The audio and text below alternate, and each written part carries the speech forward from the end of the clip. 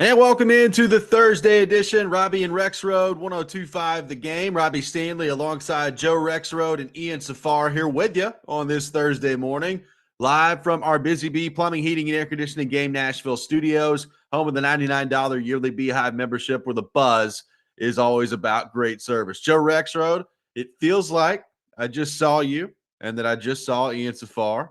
How we doing? What's going on? Yeah, doing awesome. So awesome. Yeah, good fantasy draft last night. We had a lot of no-shows, We did. including It's disappointing. Kaharski. Very disappointing. But Justin, Matt, Kyle, me, you, and Ian, we had fun. We did. We had fun. Looked at Kaharski's team sucks, I think. looked at the looked at the clock and it was like 6:58 and I was like, "Where's Kuharski? What's going on around here?" I guess he's asleep. And he finally woke up. So I'm still operating under the premise, Joe, that was payback for you for not participating in the Titans Media League draft. Is what that was.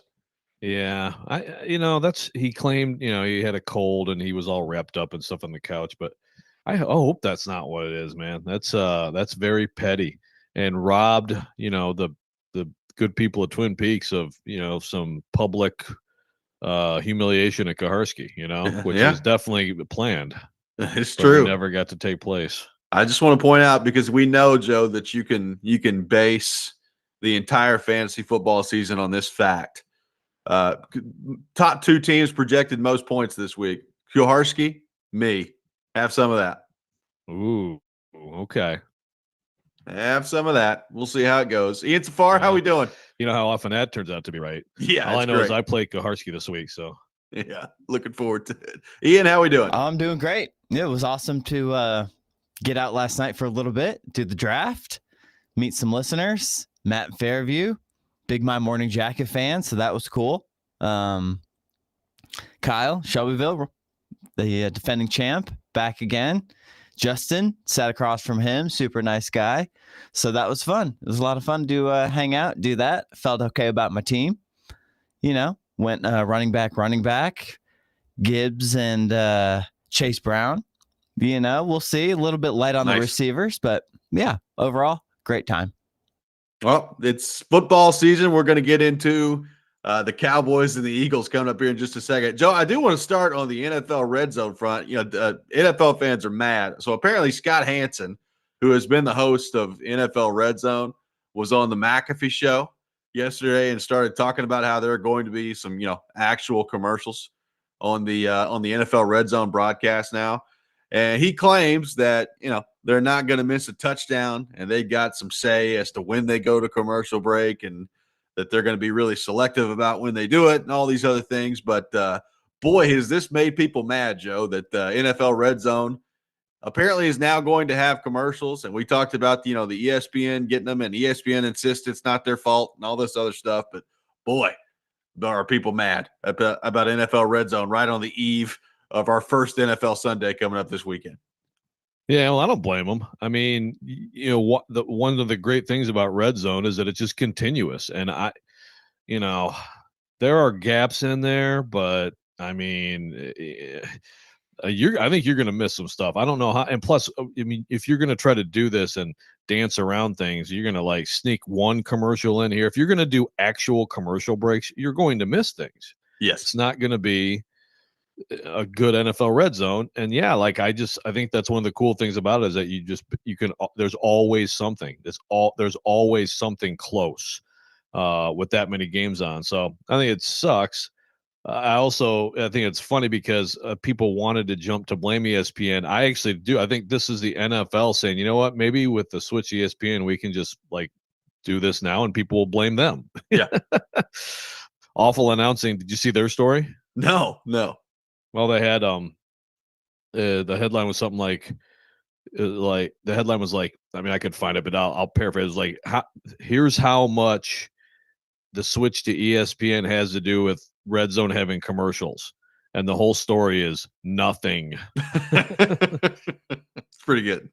Right. It's like, to me, it seems like an underhanded little NFL thing. Like, yeah, well, let's try it this year. All these changes, and maybe we'll escape a little blame. It's pretty good. So apparently, Scott Hansen used to get on there and say, "Hey, 7 hours of commercial-free football starts now." And now I guess he's just going to say something to the effect of, "Hey, 7 hours of red zone football starting now. Can't do the commercial-free anymore." So you're still Commercial going to have light. to pay extra and have the commercials. Red Zone was like an extra fee to be Yeah, added separately. That's correct. That sounds like that's going to be the case. Ridiculous. Yeah, like personally, I stopped doing red zone a few years ago. Not that I don't like it, but it's just kind of like I don't know. Like, to me, it's like if you have now, some people just do red zone too, and that's a totally I different thing. can't That's a understand fantasy. that, That's yeah. a fantasy football thing, right? But yeah, like to me, it's like if you have the ticket, there's like rotating yourself around games is enough. So I don't really use it, but I know some people just love that stuff, and yeah, I think it last year violates the spirit. Yeah, last year was the first year I haven't had red zone in a while. Just like, scaling back on some things. Yeah. And you just find yourself more online, on social, on your phone, just trying to keep up with it and watch the highlight plays that way. It's not as much fun, but I guess got to do what you got to do. Yeah, I mean, I've never been a huge red zone guy, but I always like to just sit down and watch whatever game I'm watching, and I'll flip back and forth every now and then. But yeah, I'm interested to see how this goes because boy, they made people mad, and not even really dropping this until like 4 days before the first NFL Sunday. So, whoo, made some people mad yesterday with that one, Joe. Yeah, it's just like hate to like complain all the time, but it just the trend is just sort of like whatever like viewers, fans, spectators, whatever don't want or don't want it kind of becomes irrelevant. Yeah. So and it's but hey, I mean the NFL, I mean they need money, man. And I mean the That's NFL's true. struggling, so you gotta understand, I guess. Yeah, I mean, 11 billion a year in media rights fees just isn't enough. The two entities that we know need money: the NFL and Alabama football. That's what we've learned last couple of days during the show. Alabama football and the NFL need as much money as they can possibly get. That is a good point. That is a good point. Maybe some of this revenue from these commercials can be diverted to I mean, they've supplied the NFL with half their players. That's true. Over the last 20 years. So, maybe they can help them out a little bit. Maybe so. We got the Eagles and the Cowboys coming up tonight. And the Eagles, an 8.5-point favorite out there tonight. So a heavy favorite for the reigning Super Bowl champs. It's the first look at Dallas without Micah Parsons out there tonight. You've got George Pickens that's in the fold, a new look Dallas Cowboys team. I have no idea what they're going to be. My guess is not very good, but we'll see. I mean, I still look at them and I'm like, well, they got Dak, who's okay. They got CD Lamb, who's pretty good. They got George Pickens, who's very talented. I have no idea what fit he's going to be. And then I look at their defense and I'm like, boy, Micah Parsons, that's a big loss for Dallas. But I am interested to see how it goes tonight, how Philadelphia handles things coming off the Super Bowl championship and trying to go for a repeat as that begins tonight. But the NFL season upon us with a nice NFC East rivalry tonight, Joe. Yeah, like I'm really happy for you with Micah Parsons. That's great. It was a huge news item and, kind of fun to make fun of Jerry Jones. But, man, we usually get like a game that looks awesome on opening night. I don't know that it even would have with Parsons, signing and everything being okay, but like at least, man, I'd give him a much better chance. I mean, this is sort of an underwhelming opener. Hopefully it's better than I anticipate, but it's kind of underwhelming going into it. Tomorrow is, tomorrow with Chiefs Chargers in Brazil. I know your favorite place for football to take place. I'm excited about that one. Yeah, hopefully the field, you can play on it. That'd be good. Hopefully they figure that out this year where you can actually play football on that field and not everybody's falling down and getting hurt all over the place. That'd be good. Yeah. I mean, you would hope that they would have figured. I mean, like if the NFL didn't go nuts about that a year ago and make sure, like there's no way, right, that that's going to be a recurring problem. I don't think so. But I mean, you should have seen that field last year. Like it's, I remember. it's crazy. It's just awful. So I mean, I would hope that they have fixed that problem. Otherwise, like if I'm it's too late now, but I'd be like, screw that. We're not going down here. We'll go play this game in Smyrna, Tennessee. I'm not going to Brazil to play this game. Smyrna field has pretty good turf, by the way. Yeah. Hey, shout out to Smyrna. Attest. There you go. Hey, Smyrna got a shout out the other day on the Vols broadcast. It's like Arion Carter from Smyrna, Tennessee. All right. We haven't talked about that, by the way. So did you listen to a lot of Mike Keith and his debut? I did. Yeah. I kind of bounced back and forth because I was doing some stuff. But yeah, it's still kind of weird, but I enjoyed it. Yeah, it's strange. I mean, he still got the, which is good. But it's going to take a little getting used to. I assume Vols fans overall were pretty thrilled with it. Oh yeah. I mean, I will say Bob Kessling was catching some strays on Saturday. I was like, ease up on Bob, guys. Just ease up on Bob. Saying focus on Joey and Mike. Don't need to throw shade at Nico and Bob. Okay. Everybody ease up on Bob. We got a lot to get into on the program today. Charles Robinson from Yahoo Sports will be with us at 8 o'clock for his weekly visit. We will get into the Titans and all things NFL with him. And it is time for us to make our official Titans season predictions. Myself, Ian, Joe, all giving our predictions for the Tennessee Titans. Coming up next, we will do that. We will take your thoughts, your predictions as well on our text line driven by WilsonCountyHyundai.com. This is Robby and Rexrode, 102.5 The Game.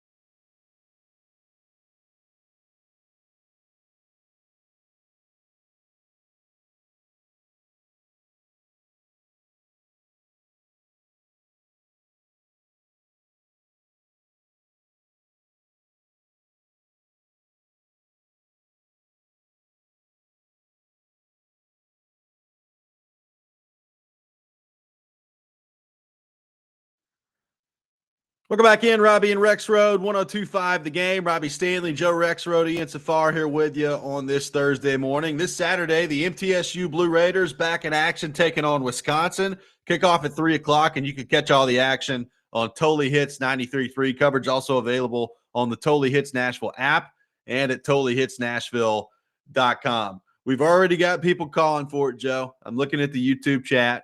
And Ultra BMW says, I remember Ian last year saying that the Titans would win 4 games, and he just about nailed it. I mean, just about was all over it. Probably the closest person in the entire city here. So we're going to give our official Titans predictions for this season now. So I guess with that in mind, Ian, do you need to go first just because you are the reigning champion when it comes to this?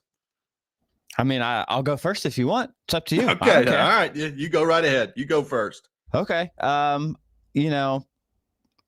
It's tough. I do think they're going to be better than last year. They have to be with the quarterback change. It'll look better.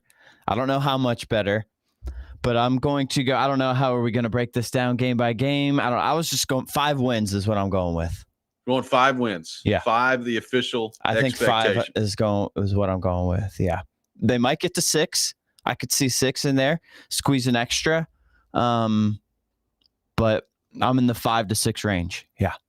Okay. So going 5 wins from Ian Safar this year for the Tennessee Titans, a 5-12 record. Joe Rexrode, your official expectation for the Tennessee Titans this year. Well, I'm going to go through the games because I might change my mind. I mean, I've done this a couple times, but the new information maybe pops into your head as you look at first game. Let's see, 0-1, 0-2. Okay, I got them beating the Colts. That would be losing the Rams. I got them beating the Colts. Losing the Texans, that's 1-3. Losing the Cardinals, that's 1-4. Man, losing at the Raiders, that's 1-5. Okay, check this out. Beating the Patriots at home, 2-5. Oh boy. Losing at the Colts, 2-6. Beating the Chargers, 3-6. Losing to the Texans, 3-7. Losing to the Seahawks, 3-8. Beating the Jaguars at home, 4-8. I got them winning at Cleveland, so there's 5-8. Losing at the Niners, 5-9. Losing to the Chiefs, 5-10. I got them beating the Saints at home. That's 6-10. Going into the last game, I give the Jags a split. I mean, they're very similar teams. So give me 6-11. Okay. I want Titans fans to really just protect themselves for the first part of the schedule that I'm about to go through here. Okay. At Denver, at LA, 0-2. I will give them Indianapolis to get them to 1-2. That's the last win they're going to see for a while. 1-3, it's Houston. 1-4, Arizona. They lose to Vegas on the road, 1-5. They lose to Vrabel at home, 1-6. They lose in Indianapolis, 1-7. They lose at home to the Chargers, 1-8. They lose at home to the Texans, 1-9. They lose at home to Seattle, 1-10. I got them beating Jacksonville in the first matchup, 2-10. I have them beating Cleveland. That's 2 wins in a row, 3-10. Losing to San Francisco and Kansas City, 3-12. And then I've got them beating New Orleans and Jacksonville at the end of the year for a 4-13, or 5-12 record. So at 5, I'm with Ian, 5. I think their first part of the schedule is just bad for them. I really do. Like, they're just because, and look, it's the NFL, so inevitably they're probably going to beat somebody on this schedule that they have no business beating and lose to like New Orleans or something at the end of the year, because that's how the NFL works.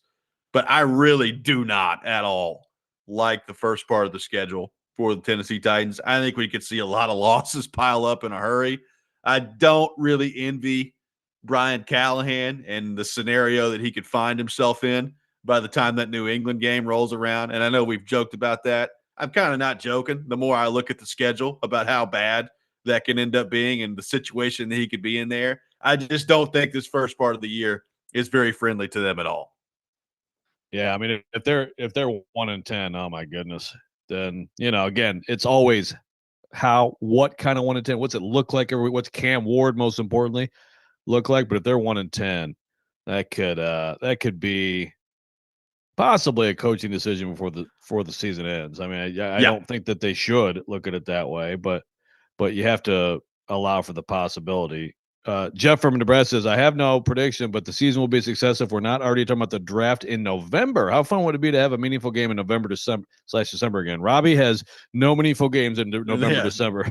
There will be I don't know that no any of us meaningful games. I don't know that any of us really do, but it's like, I mean, you can be, if you're 5-9, you're still like on the fringe at that point, something like that. Well, here's the thing though, like their bye week is week 10. And I think their schedule before that is really hard. But if they win, I don't know, 3-4 games by their bye week, by week 10, I mean, most of their winnable games come toward the back part of their schedule, right? Like you've got Jacksonville twice. You've got a New Orleans team that could be awful.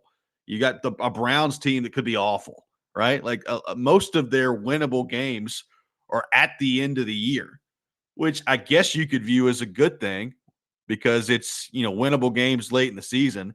I'd rather spread them out a little bit so you could get a little confidence in the early part of the season. That's just me. But I also think like if you can win 3 or 4 games by the time their bye week comes around, I mean, you could end up with like 8 wins just based on where their schedule falls and who's going to be on it and how bad I think some of these teams might be, particularly Cleveland and New Orleans.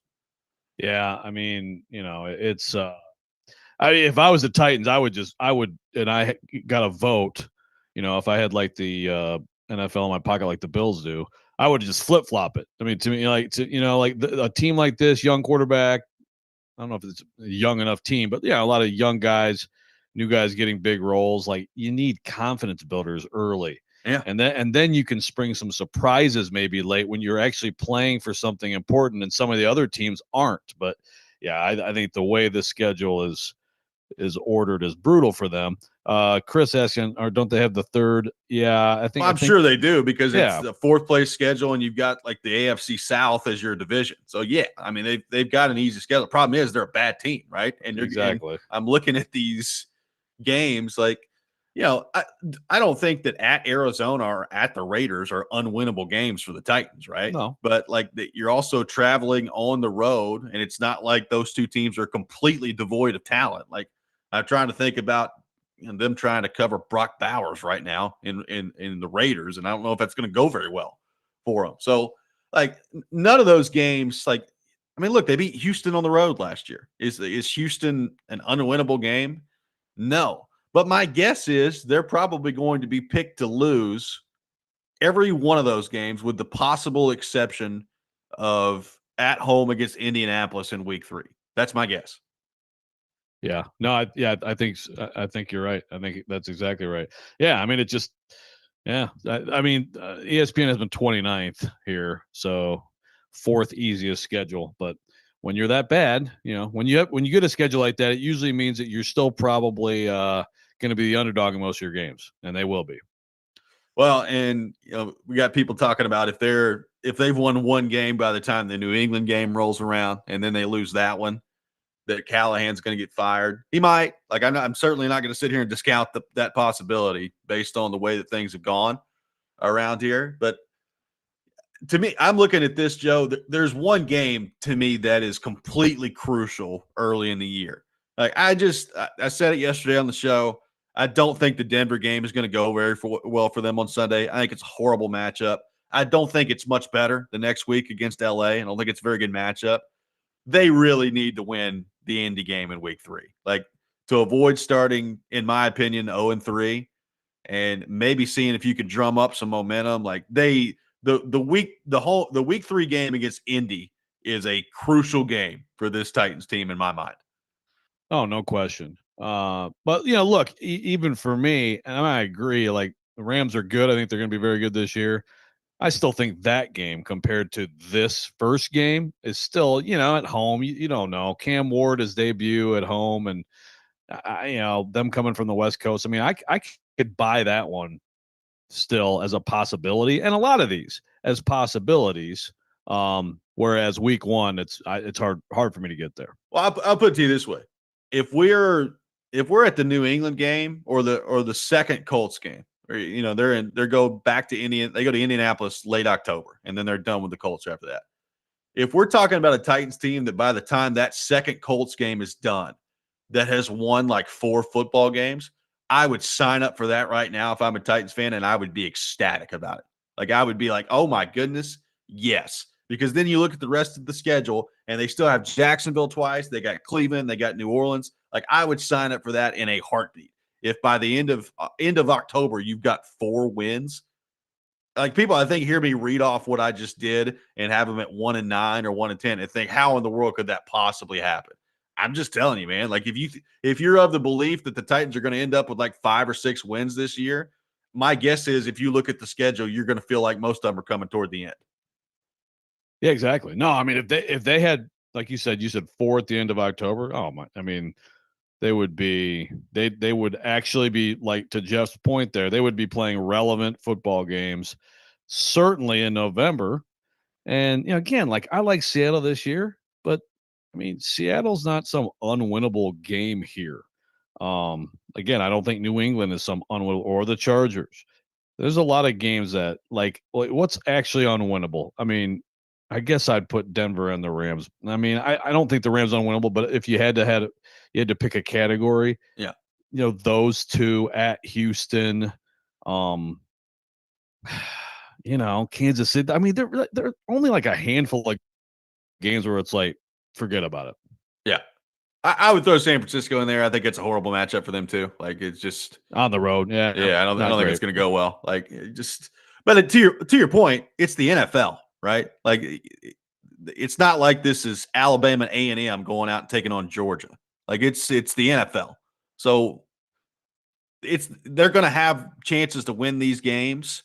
And particularly like if Cam Ward's really good, we could be having a completely different conversation by the time like Arizona comes around. Like Titans may end up being a touchdown favorite on the road at Arizona because Arizona's bad and Cam Ward's been really good to begin the year. But on the surface of what I think is the weakness of this football team right now, which is the inability to get after the quarterback and a lack of threats on offense in my mind, that's not a very good combination for the first part of their schedule. So Joe's got them with 6 wins. Ian and I have got them at 5. Where do you have the Titans this year? We'll take your thoughts. 615-737-1025. Our phone number, Robby and Rexrode, 1025 The Game.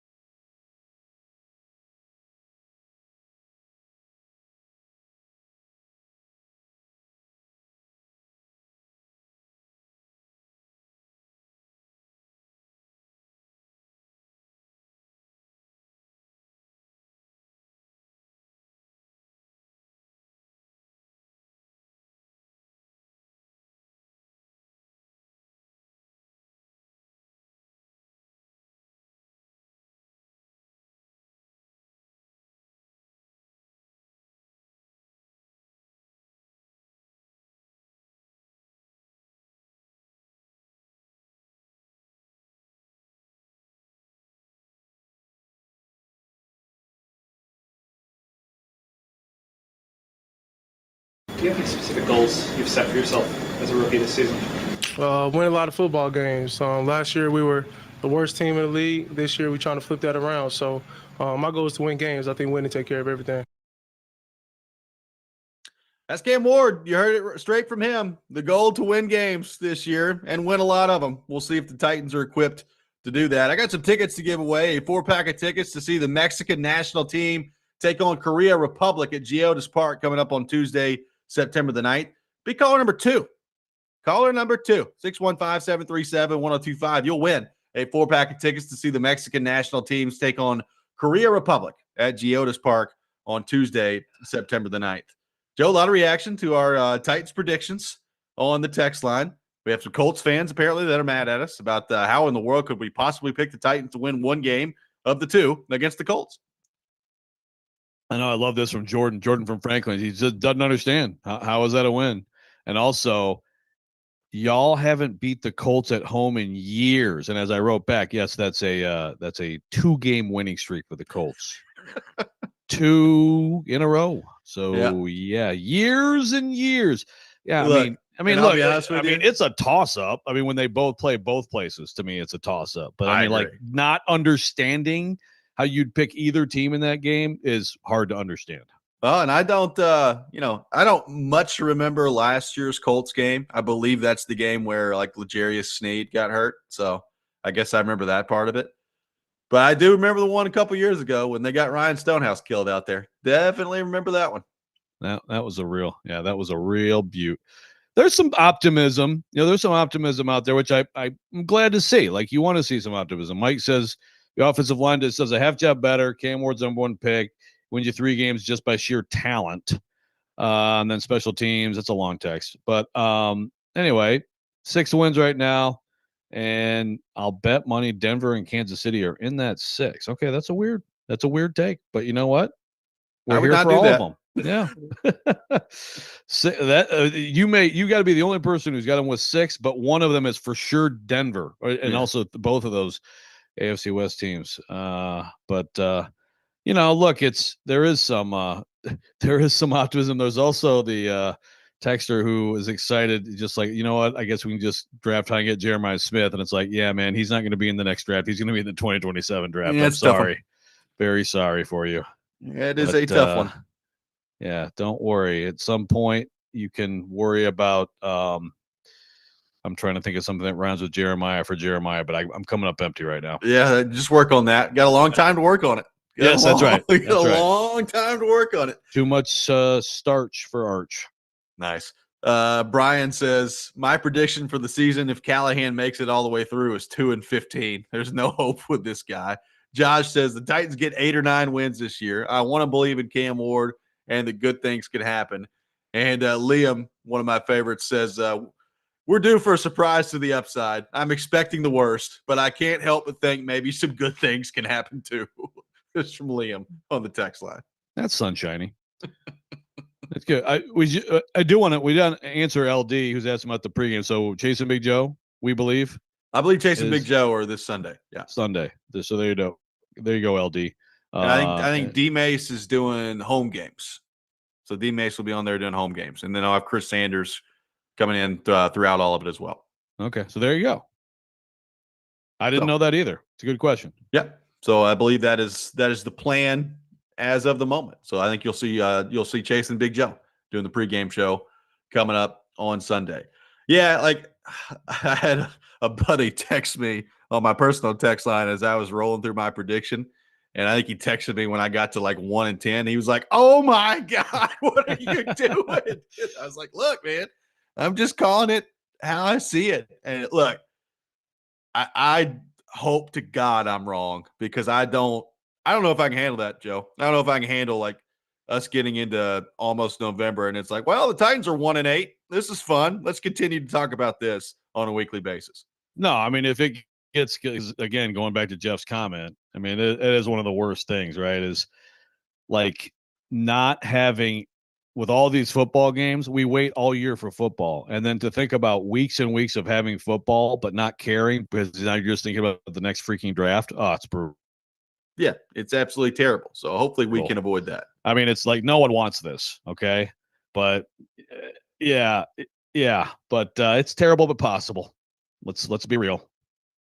It's possible. There's no doubt about that. I mean, again, the other part of this is the AFC South. Like Indy does have some talent throughout their roster. It's not like they're completely devoid of it, but I think they might get terrible quarterback play this year. They'll right? split with Like, Indy. They'll split. Yeah, like Yeah. I think they're terrible. Quarterback play might just be awful this year. Jacksonville, they've got that new regime down there. Again, they've got talent. Like, Brian Thomas Jr. out there catching the ball. Is this the year with Liam Cohen that Trevor Lawrence finally puts it together? But it's also Jacksonville. Like, it could be a total disaster out there. So, like, even Houston, I have no idea what to expect from Houston this year. I think they're clearly the best of this bunch, but I don't know what that means in the big picture for them. So I think there is a lot of unknown about this division specifically heading into the year. Yeah, it's not good. So I mean that's great.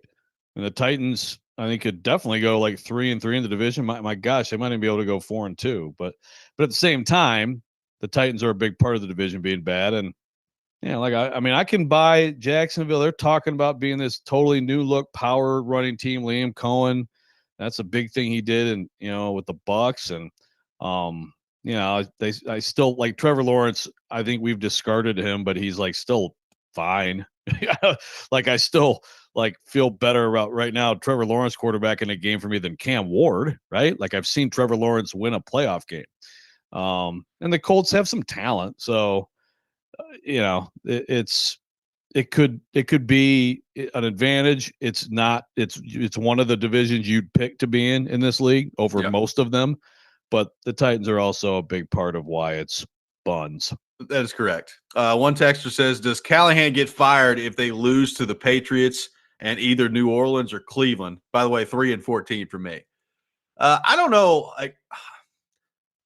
I don't know that the games that they lose specific, like the opponent, really matters other than maybe Vrabel. Like I'm hoping that she can overcome that a little bit if they lose to Vrabel and the Patriots and try to keep the big picture in mind. But like I will say, Joe, if it goes the way that I just said and they're like 1-9 at some point, it's going to be hard to look at a whole lot of positives at that point. Like I doubt that Cam Ward is out there throwing for 350 a game and they're 1-9 as the end result.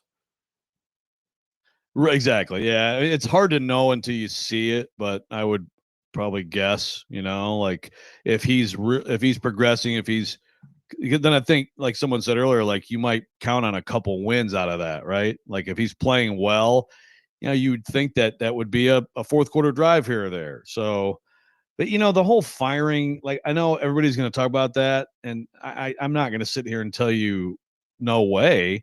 But also, like Amy Armstrong does know what everybody's been saying about her, right? About how quickly she fires everybody. Plus, I mean, if you're her, aren't you giving Vrabel a ton of satisfaction by being that reactionary to a loss to him? You know what I mean? Yeah. I mean, isn't that like the ultimate, like, just dunk on you to make it even worse if you then fire the coach you replaced him with? Yeah. I mean, you would think, again, Yeah, you would think I leave the door open for all of these things. Derek is very upset we're not talking about hockey. Says, maybe we'll actually start talking about hockey then if the Titans suck. Because I guess we're supposed to be talking about hockey in late August, early September when there's nothing going on in hockey. There's some type of training rookie something or other coming up soon, right? There's rookie camp next week. Booyah, there's our hockey talk. There you go. I very much admire your boldness, Derek, on NFL opening day of saying that. I got to tip the cap to you on that one, buddy. Yeah, let's go. Let's talk about hockey in late August, early September for a team that was also not good. Third worst in the league last year. Let's do that. 615-737-1025, our phone number, 615-737-1025. We'll have the best and worst things in sports coming up next. You're listening to Robby and Rexrode, 1025 The Game.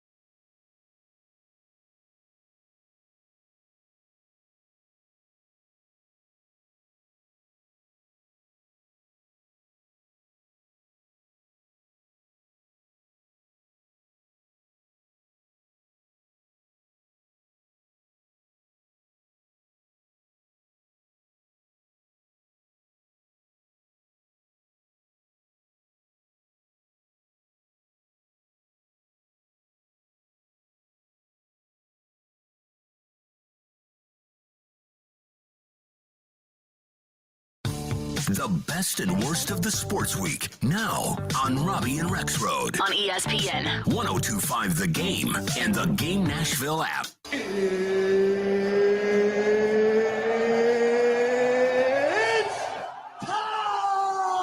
This is the worst. You look like you're feeling sorry for yourself. I believe in miracles. Yes! Unbelievable. He's one of one. He is him. This is a Coke bottle. It's not a crystal ball. When I woke up this morning, I was feeling pretty dangerous. Okay, let's go.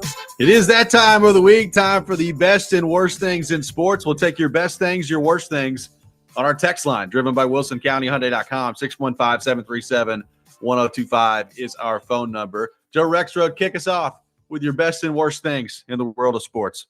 Okay, so my best, I don't think I'm going to steal anything you guys would do. I'm going to reference it earlier in the week, but again, Larry Pickett Jr., Army sophomore safety, just got a pretty amazing act of bravery to save a guy from a car that was about to burst into flames. He and his dad both did it. Pretty awesome, tough opening game for Army, but pretty amazing act of heroism there from him. So that's my best. My worst, I'm probably taking something that maybe one of you might have done, but I gotta have a tie between Chapel Bill and Phelan Kalen. Just brutal for North Carolina. Anything else you want to throw in there? You want to take all of them? Let's see, Dion's clock management, Dabo. Yeah, sorry, but it's just I had to tie. They got a tie, man. You know, like for different situations. Way more panic, I think, in Tuscaloosa, but also a little bit of, oh my goodness, have we been sold a bill of goods, pun intended, from North Carolina fans? Very nice, very nice. Ian Safari, your best and worst things in the world of sports. Okay, well, I mean, the best low-hanging fruit is, the kickoff tonight. Just the start of NFL season. Yep. I mean, let's get her going, man. I mean, we got football. I mean, I know college. So we got all this. It should be a fun weekend. We got what? Tonight, Friday, Sunday, Monday. Yeah. So, although I guess this is the last Friday game for a while. I saw a story about that. But, yeah, best. I'm going to just go easy one with here, NFL kickoff for tonight. And worst, I got a couple here. I'll try not to steal all of them. What about this guy who snatched the hat at the U.S. Open from the kid? I don't know how many people saw that, but apparently, a fan took a player's hat he was trying to give it to a kid, and so their old man stole it from him. Pretty bad. The adults that take like the hats and like in baseball, big time, where we're taking like the baseballs away from children. It's like, what are you guys doing? So that was not good. And then I don't know how many people saw this. This is a funny one. The Oregon Duck mascot running out on the field in the tunnel, lost his head, had to run back. Other guy picked it up, sprinted back into the tunnel with him. Hilarious. So that'll be my two worst. That's very good. Very good. My best thing in sports, the message boards for Alabama football fans are just out of control right now. And Message Board Geniuses, our favorite Twitter account, having a lot of fun with it. There's this dude that's thrown out this rumor. And he says, quote, "I don't ever post on this forum, but just found out from an extremely reliable source what some of the players did Friday night. Several of the players were ordering Grubhub, and girls were coming into their room at 2 a.m. the night before the game. They were partying the night before the game. This source comes from one of the top 2 donors, kind of explains why they played so slow, and like Herb Street said, lethargic." This is the Bama message board's going crazy right now, Joe. Great post. A lot of misspellings in that post, too. A lot of them. Yep. By the way, so if they actually were having parties and having girls in the room at 2 a.m., who gives a crap that they got Grubhub too? You know what I mean? Why does that matter? And that was what he listed first. He was like Grubhub and girls. They had a snack at midnight. I mean, what? They brought in some Chipotle at midnight up there. Good stuff. Too much ranch. Let me tell you, I need more of the downfall of Alabama football. Put it in our veins. Obviously because I hate them, but really just mainly because of the fan base and their reaction to it. It's been amazing. the last few days. I absolutely love it. Absolutely love it out there for these people. More to come. Yeah, hopefully so. Hopefully more to come. My worst thing in sports, I got to say, Dabo and Clemson. You had it right there at home. It's a home game for you. Everybody's hyping you up, talking about how Clemson's back and Dabo's figured this NIL stuff out and they're a national title contender. And then you go out there and you lose to LSU at home. Not that it's the end of the world and not that they can't still make the college football playoff. But, Joe, I did watch them play and think to myself, yeah, I think they're good. I don't think that they're great. And I don't think that they're going to be a team that is actually competing for a national championship this year. That's just me. Yeah. And again, too much, a little bit too much, Dabo was right. Yeah. Dabo was right all along. No, it's okay. Go ahead and get the portal. Get some people. I guess they did sign like 3 kids out of the portal, but they're not even playing. So get with the times, Dabo. We'll see how it goes for them. We'll see. I'm sure that, I haven't looked at their schedule, what's coming up for them soon, but I'm sure that there's a few cupcakes coming up and Cade Klubnik's going to look great. So maybe the conversation about him being the number 1 overall pick kickstarts again. Yeah, maybe. Yeah, it did get probably a little bit out of hand last year. I got to read William from Madison. He says the best is South End Zone at First Bank Stadium. The worst is Billy Derrick, who covers Van 24/7, thought Enter Sandman was sung by Van Halen. Sorry, Billy, you got to get called out for that one, brother. Billy, come on, man. Oh, my goodness. Van Halen. Great Van Halen song. Yeah. I'm trying to think. Is that – oh, no, it's Metallica. For a minute, I thought it was Metallica and Van Halen that Beavis and Butthead wore those two, but it's Metallica and AC/DC, right? Yeah, Van Halen combination of Jump and Enter Sandman, that collab they do. Good stuff out there. I mean, I think there might have been a Monsters of Rock tour with both of them on it, but yeah, that's a pretty big difference between those bands, man. Good call out. Yeah, that's good stuff there. We're going to get into Virginia Tech and Enter Sandman here in just a few minutes on the program as well, as that's right. a big game for Vanderbilt coming up this weekend. Also, a nominee for worst things in sports, Joe, that we will also get to in the next hour, the Steve Ballmer, Kawhi Leonard Clippers stuff that Pablo Torre came out with yesterday. Again, we'll get into bigger detail about this, but, man, wild stuff in the NBA going on right now. Yeah, that would have been an easy one, knowing we have that segment, hold off on it. But yeah, that's that one is wild. I always wonder. We'll talk about it, but I always wonder how often and / if things like that happen in pro sports. There's already so much money, but some of these guys they just have more than they can possibly know what to do with. Yeah, David in Arkansas looking ahead to. His Razorbacks beating down Butch, says, my best is that the Razorbacks play the Arkansas State Red Wolves for the first time in history this weekend. As a Hogs fan, I hope we smash them. This is the game Red Wolves fans have been begging for years, and I live where Red Wolves fans are, and their fans can be annoying. Big game for Butch this weekend, Joe. Don't lose, David. You can't lose. You can't lose to Arkansas State, man. That is very interesting. They've never stooped to play, which I think is so weak of Arkansas. I mean, I hate that stuff. You play all these other teams of the similar level, and you won't touch the team in your state where you could actually help a school in your state. Yeah. So I'm rooting for Butch, frankly. Sorry, David, but I don't like that. But it is interesting to hear that the Red Wolves fans might be a little bit too confident. But when you got Butch as your coach, well, it's hard not to have confidence. By the way, since Belichick got killed the other night, a bunch of Tennessee fans have found the picture of, I guess, Belichick showing up to a Saban practice one day, and he was over there talking to Butch, and somebody took a photo of it, and Belichick looks like he has no interest whatsoever in what Butch Jones is talking about, and they're putting out all the one of them I saw yesterday was, hey, Bill, have you ever thought about benching your most talented running back and playing somebody else? It was good stuff. Good stuff there from Ball Twitter. I remember that picture. Oh my gosh. Really good stuff. Yeah. Butch might have a team though, man. We'll see. Maybe Butch is winding his way back toward the Power Four. By the way, one best and worst that we forgot to mention. Austin Peay the best, MTSU the worst from that game over the weekend. That's a clear, that's an absolute clear, both together at one time.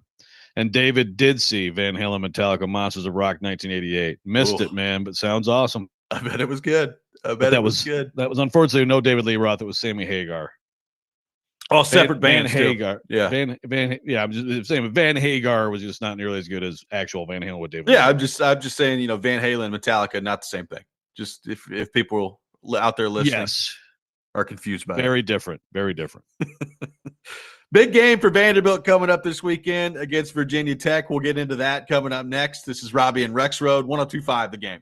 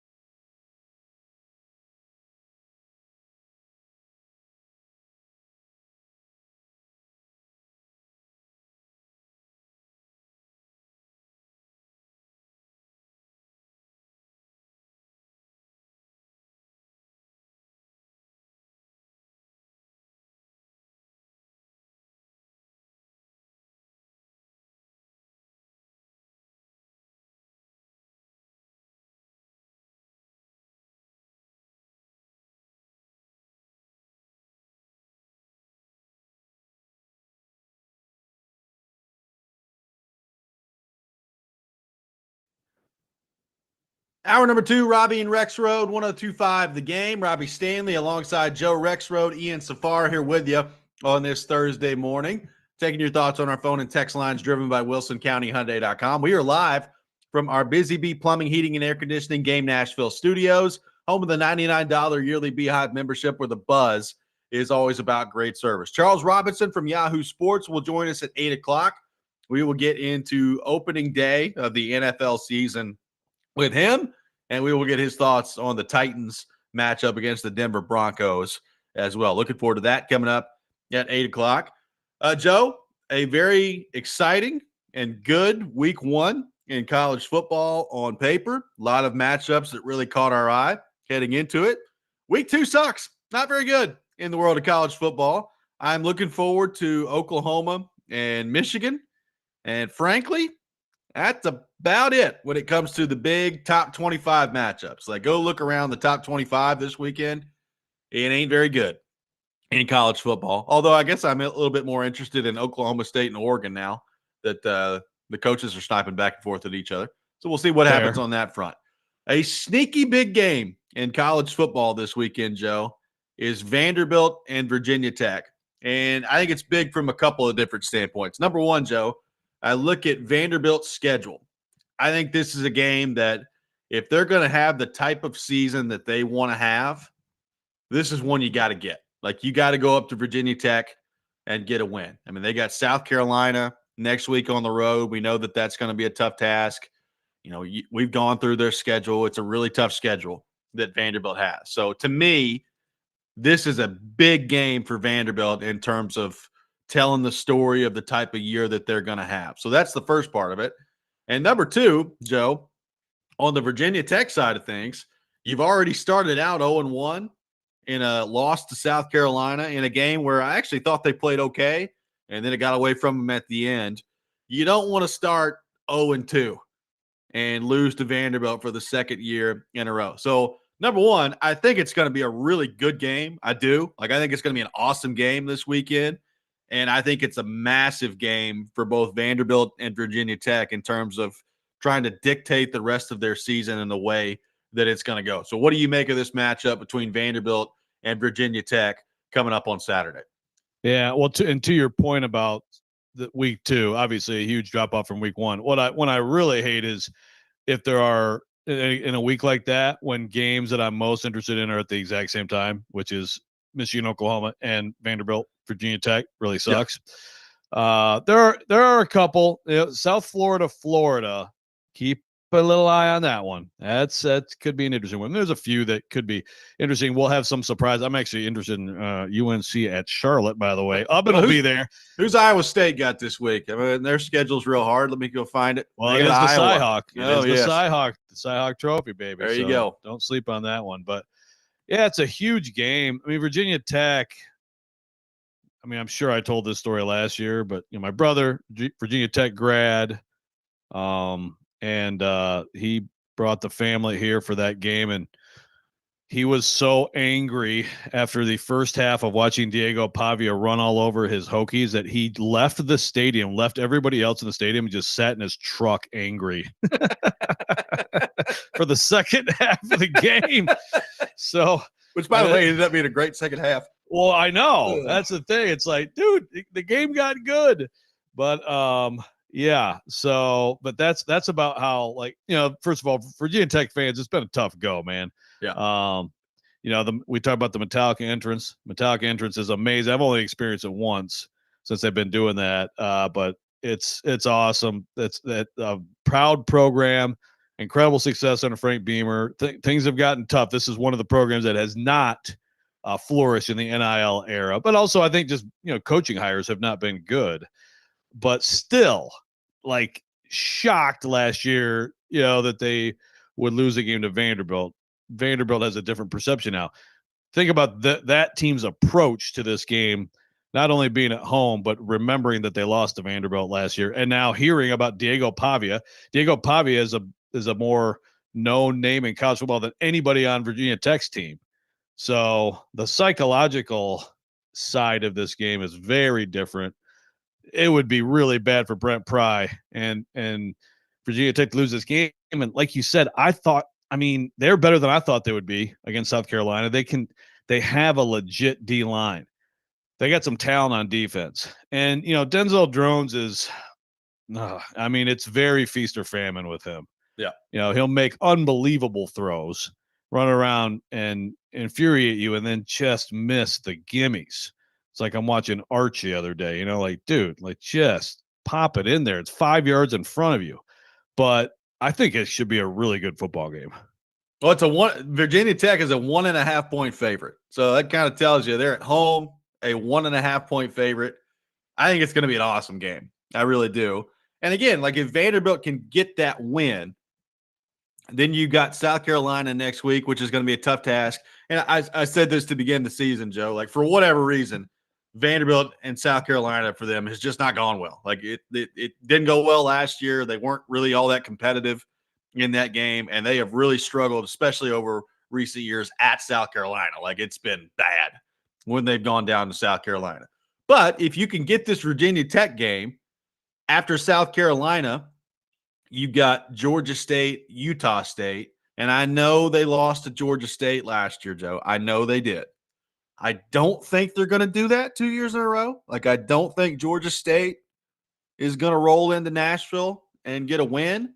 So, you could be if you win this Virginia Tech game, in all likelihood, you're probably 4-1 at worst heading into Alabama. Maybe 5-0. Who knows? Maybe they sneak up and get South Carolina.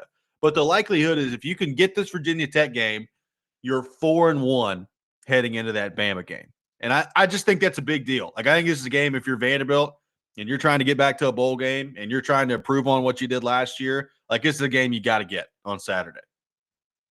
No doubt. And you think about the psychological difference for Vanderbilt and its fans Saturday. You win this one, you're 2-0. You can really start thinking about some possibilities, Again, you're going right to South Carolina, but you can start to really see this could be a special year.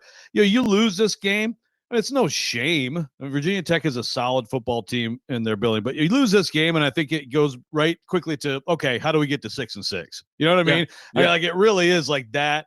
Whereas, like you said, you win this game, and it's why the heck can't we be 5-0? If you're a Vanderbilt fan or a Vanderbilt player. Now, if you're a Vanderbilt player, you one day at a time, next opponent, etc. But yeah, I think there's such an early big swing game for the season outlook.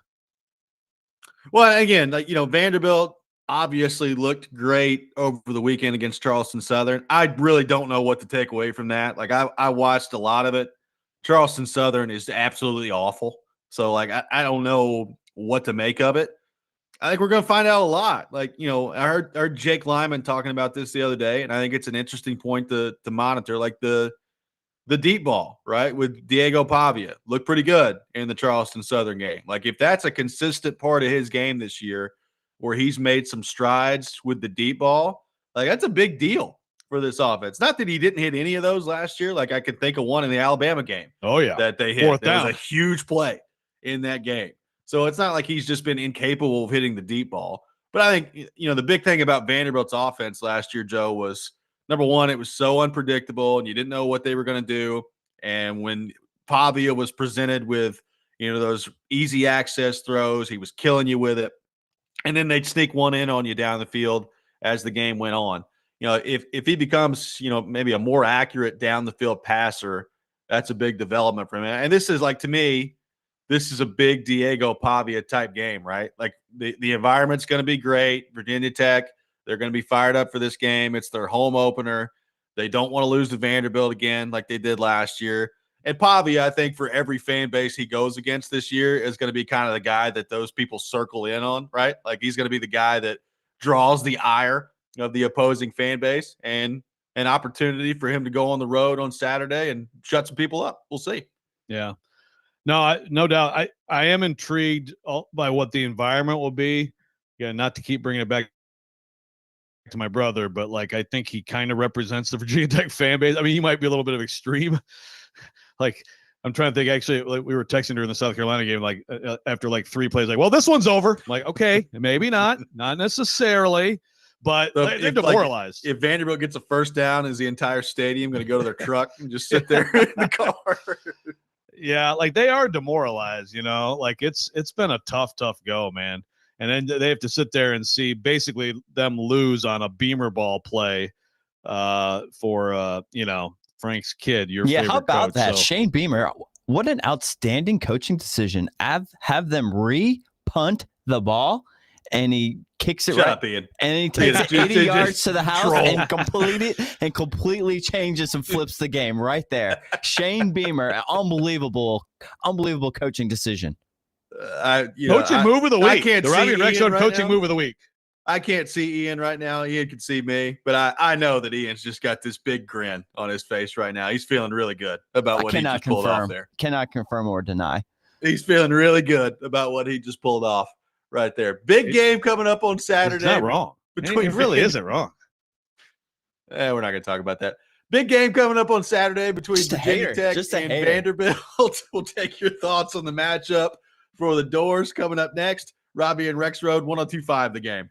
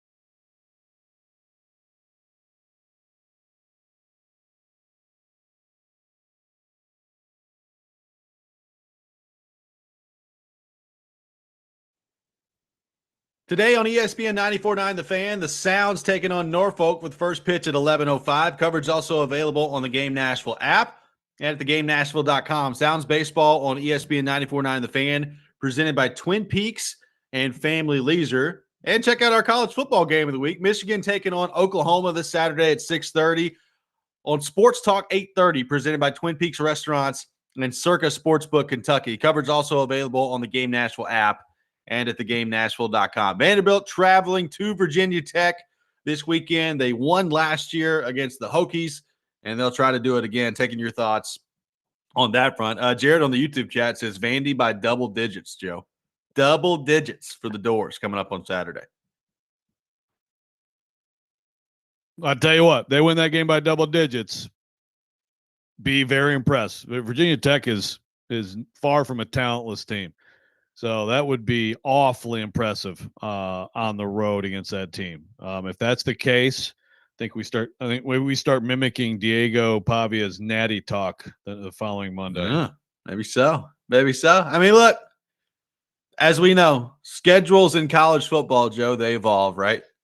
You know, we talked about the daunting task for the Doors this year of going into Alabama and Alabama circling them on the schedule and saying, you know what? We're not going to allow Vanderbilt to do that again. We're still a long ways away from that game. But I would say Alabama probably feels a little less daunting after what we saw on Saturday. Now, things could change between now and then. And who knows? Maybe Alabama waltzes into Georgia here in a few weeks and takes down the Dogs. We'll see what happens on that front. But, you know, the schedule, you're going to Texas, you're going to Tennessee. Like, this is a game where you've absolutely, to me, got to have it. And if you can get to, as we talked about in the last segment, 4-1 or 5-0, by the time that Bama game comes around, I think you're going to be sitting pretty, and you'd sign up for that right now if you're a Vanderbilt fan. Oh, no question. What did Ryan Williams say? That Vandy's going to be a cockroach or ant, smash the ant, something like that. Hammer, Yeah. maybe a hammer. Hammer to the ant. Yeah. I mean, What was Florida State? Tiger. Good God, they were an NFL team against Alabama. Did you ever watch that Coach 30? Yeah. Yeah, his Bam episode was pretty good, man. Oh yeah. Including with the the invitation to the funeral at the end was pretty good. But Alabama will be up for Vanderbilt no matter what. I assume, like they're going to be angry. And again, this is the problem when you beat teams and then the next year, like all of a sudden people take you more seriously. But yeah, like I look at that. I have told that was one of those games where I was like, they're going to lose that one handily, and they still could, but I don't know. I mean, it's funny how 1 week can all of a sudden make the schedule look different. Well, and again, like we've talked with Clark Lee about this. We've talked, about this in the offseason, like the improvements that Vanderbilt has made to their roster. And Robby Weinstein was with us last week and talked about like the defensive line and how much bigger it is, and the offensive line. And, they look like an SEC team at the line of scrimmage. So how big a deal is that in this game? Stowers, I think, had 86 yards on Saturday against Charleston Southern. How big of a factor is he in this Virginia Tech game?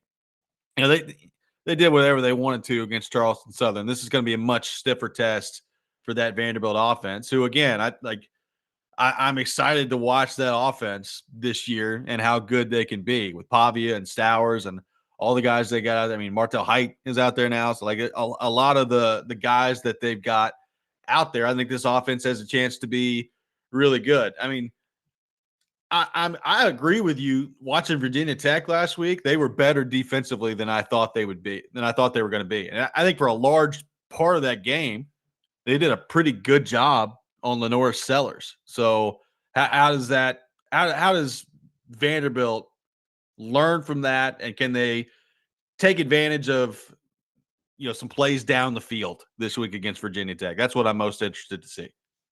Yeah, and that offense, for as fun as it was last year, some incredible performances overall, there were a lot of things left to be desired statistically with that offense.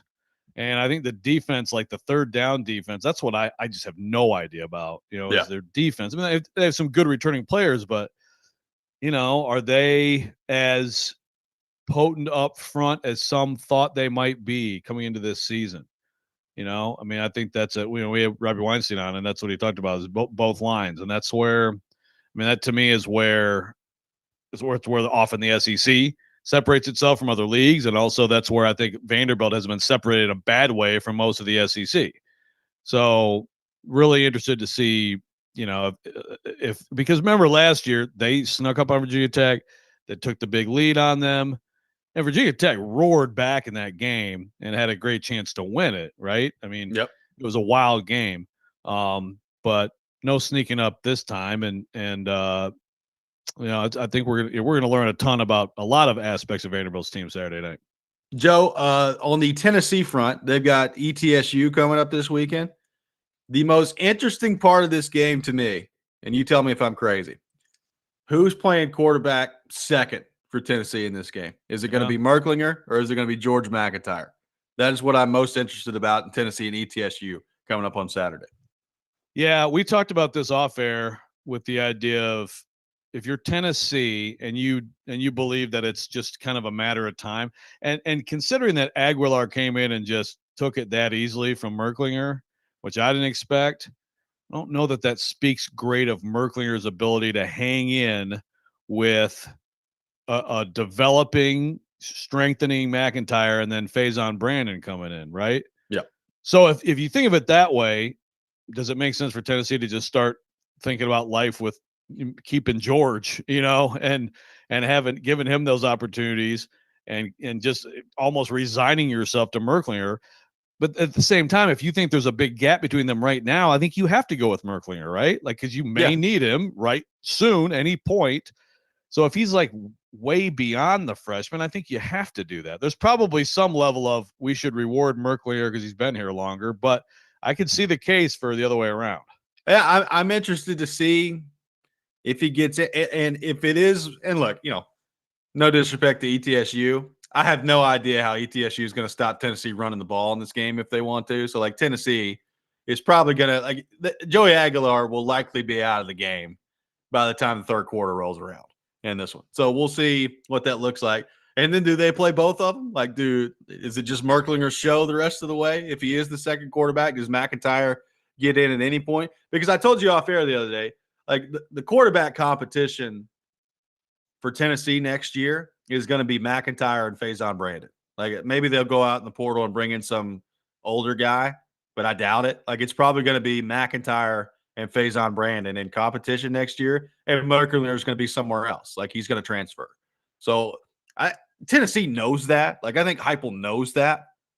So how does that affect your decision making on Saturday? I would say it probably shouldn't. Like, if Merklinger is ahead of McIntyre, then go ahead and play him. But I am interested to see if McIntyre rolls out there on Saturday, particularly like if he's number 2. I think people are going to be like, "Oh, how about that?" And McIntyre is the number 2 QB. Yeah, no doubt. No, I mean, and there's also just with all the hype around Brandon, what you don't want if you're Tennessee is you don't want him and then have to go out and get like you said, a veteran Aguilar or something like that to try to cobble together some kind of QB room. Like, you really need McIntyre to believe he has a chance next year. And again, he may be flat out better than him. And I mean, we're talking about Brandon coming as a true freshman. It might not even be close, but when you have a guy like that that's so hyped, yeah. I mean, obviously look, every team gets a QB commitment every year, and then there's transfers out of it. But you also, if you're the McIntyre camp, you have to be thinking about that too. Keith on the text line says Merk Slinger, Furious George, and Joey Bag of Touchdowns. My guys. Pretty good nicknames for the Tennessee quarterback trio. I like it. I mean, I'm kind of in all seriousness, I'm kind of disappointed that I bet you that Merklinger, QB room, unlike most rooms, they support each other. Merklinger's got some potential here, Joe. Like if he goes somewhere else and ends up being a good player, I mean, Merk Slinger is pretty good. Like, I like Merk Slinger. It is. Yeah. Right. Like he needs to be good somewhere. Like he needs to go to UNLV and throw for like 4,000 yards. Yeah, exactly. 615-737-1025 is our phone number. Pretty wild story coming out of the NBA yesterday as it relates to the Clippers and maybe some circumvention of the salary cap. We'll get into that. How common do we think this could be in professional sports? All that coming up. Robby and Rexrode, 1025 The Game.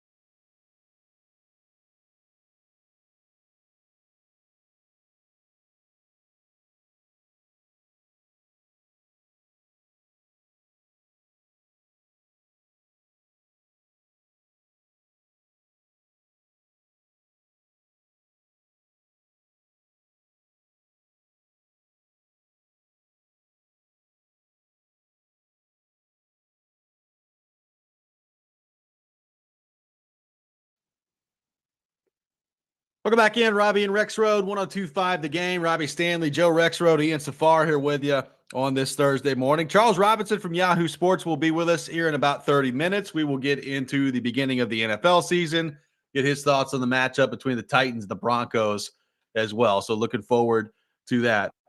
Joe, a pretty wild story in the NBA over the weekend, or not over the weekend, yesterday. Pablo Torre coming out with a story on the Clippers that, as my 2-year-old is in here talking to me right now. Hey, can we go and get Mama, please? Thank you.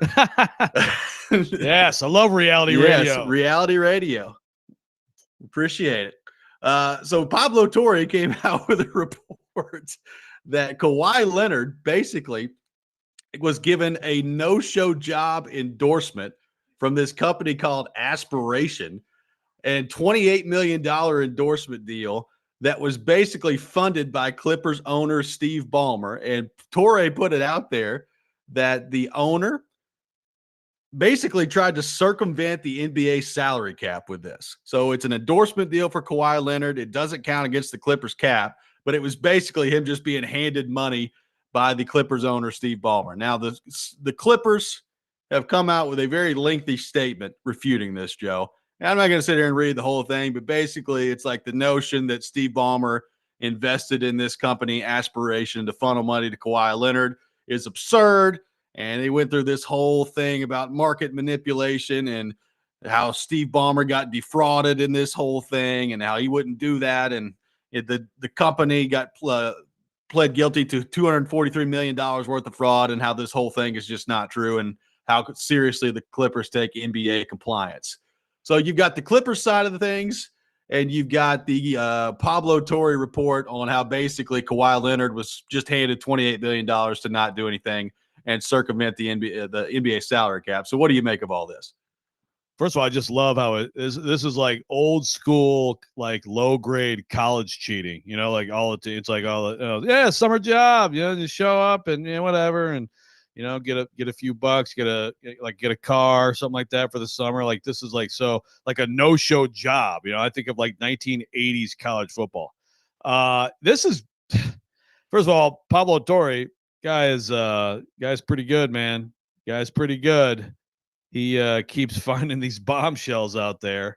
And like he said, as soon as this denial, they got the denial, he immediately said, we've got this document, plus we have 7 different sources that are telling us this. So now I saw Mark Cuban refuting this too, basically just saying, like, if this were the case, like how does Ballmer let that company, because as soon as you get to like bankruptcy and stuff, that's when all these things become discoverable and everything, right? Like it's like it doesn't make sense that he would be like part of the scheme, which I think is an interesting point by Cuban. I mean, I'm keeping an open mind on it, but man, I always have wondered about things like this in pro sports. Again, we said it yesterday, I'll say it again, but like, Robert Kraft bought Tom Brady some incredibly valuable emerald or something to keep, because Brady for a few years was, taking less than market value and all that stuff. I mean, it's like, how often does it, especially with owners, because these owners are different levels. I mean, even the NFL, you got like super, super, super duper billionaires. And then you got like, I mean, shoot, the Bengals owner isn't even a billionaire. What a loser. 900 million. Yeah.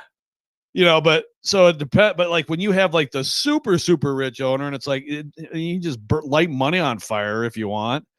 And it's like, why not, we'll have a little extra here or there to, circumvent the cap. I'd love to know how often it happens. But like, also, we're not used to actually hearing about it. And that's pretty serious, man. Yeah. Like that's like, I mean, could we be looking at another Clippers owner forced out by the league?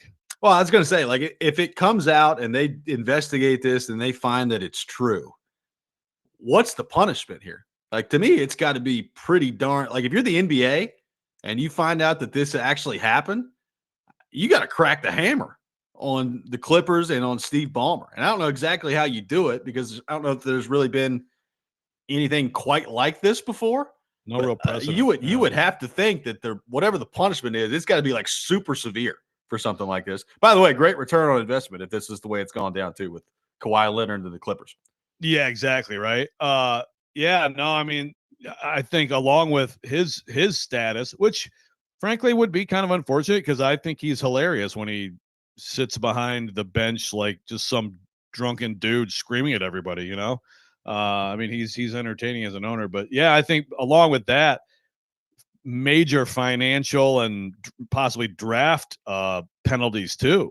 Yeah. For the Clippers. I mean, I think, this is one of those things that, I mean, again, this, like, when you get to integrity of a league on whatever front it may be, this is one of those, which is your salary cap. And I would expect it to be, if they find out that it's true, a really, really big deal. This, this guy, actually, there was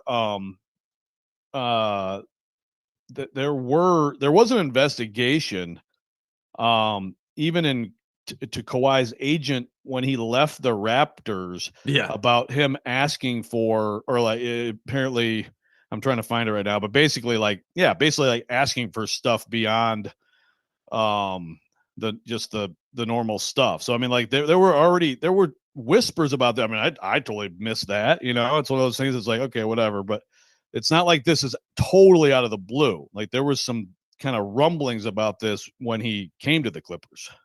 Well, Steve Ballmer's worth $153 billion. That's pretty good. He's $153 billion, according to The Athletic here, according to Forbes.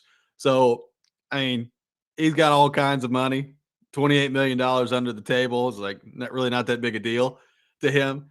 But again, I don't know if there's any way to prove this and what exactly Pablo Torre's got here. But I mean, first off, Pablo Torre having a nice year. I mean, he did all the Belichick, Jordan Hudson stuff, and now he's got this with Ballmer. So good stuff from Pablo Torre on that front. But again, like if I'm the NBA, I am investigating this very heavily. And to your point, Joe, like how common is this in pro sports? Like how often have owners like under the table given somebody something that we just have no idea about, that's caused them to either take a deal on a contract or to show up and play for that organization in the first place? Yeah.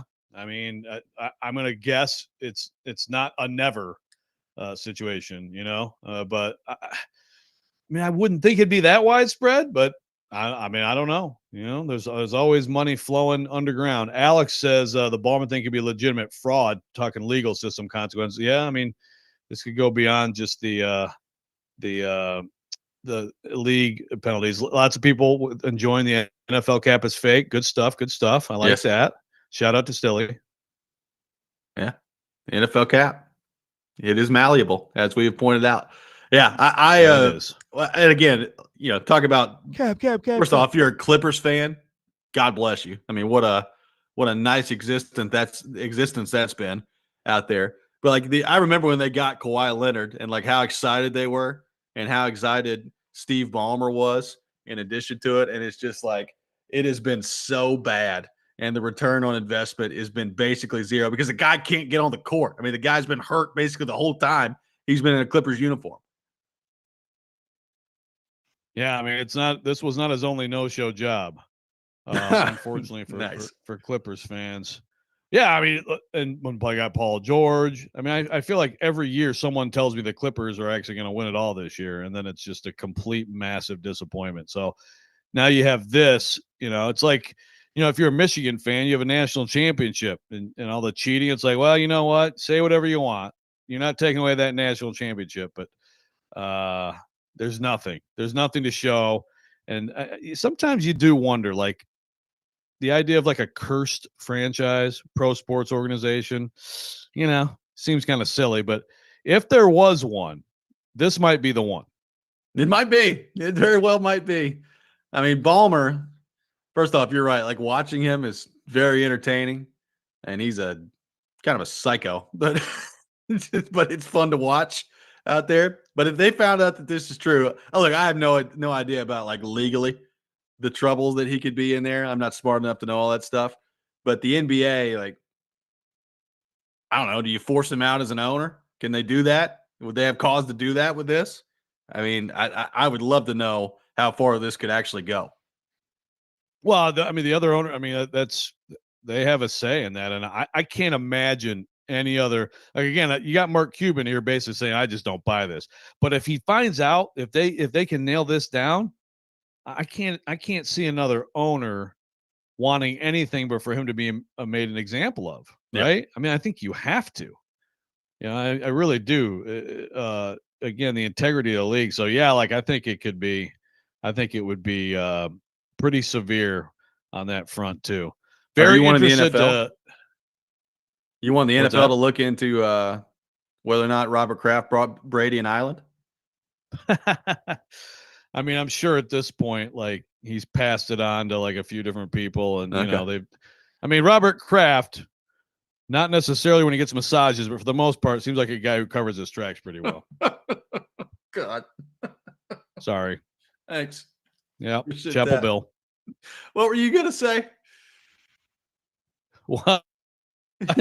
You were in the middle of saying something. I interrupted you about Robert Kraft. I wanted to know what you were going to say. I don't know if you're reading the text or what you're doing, or if you've forgotten.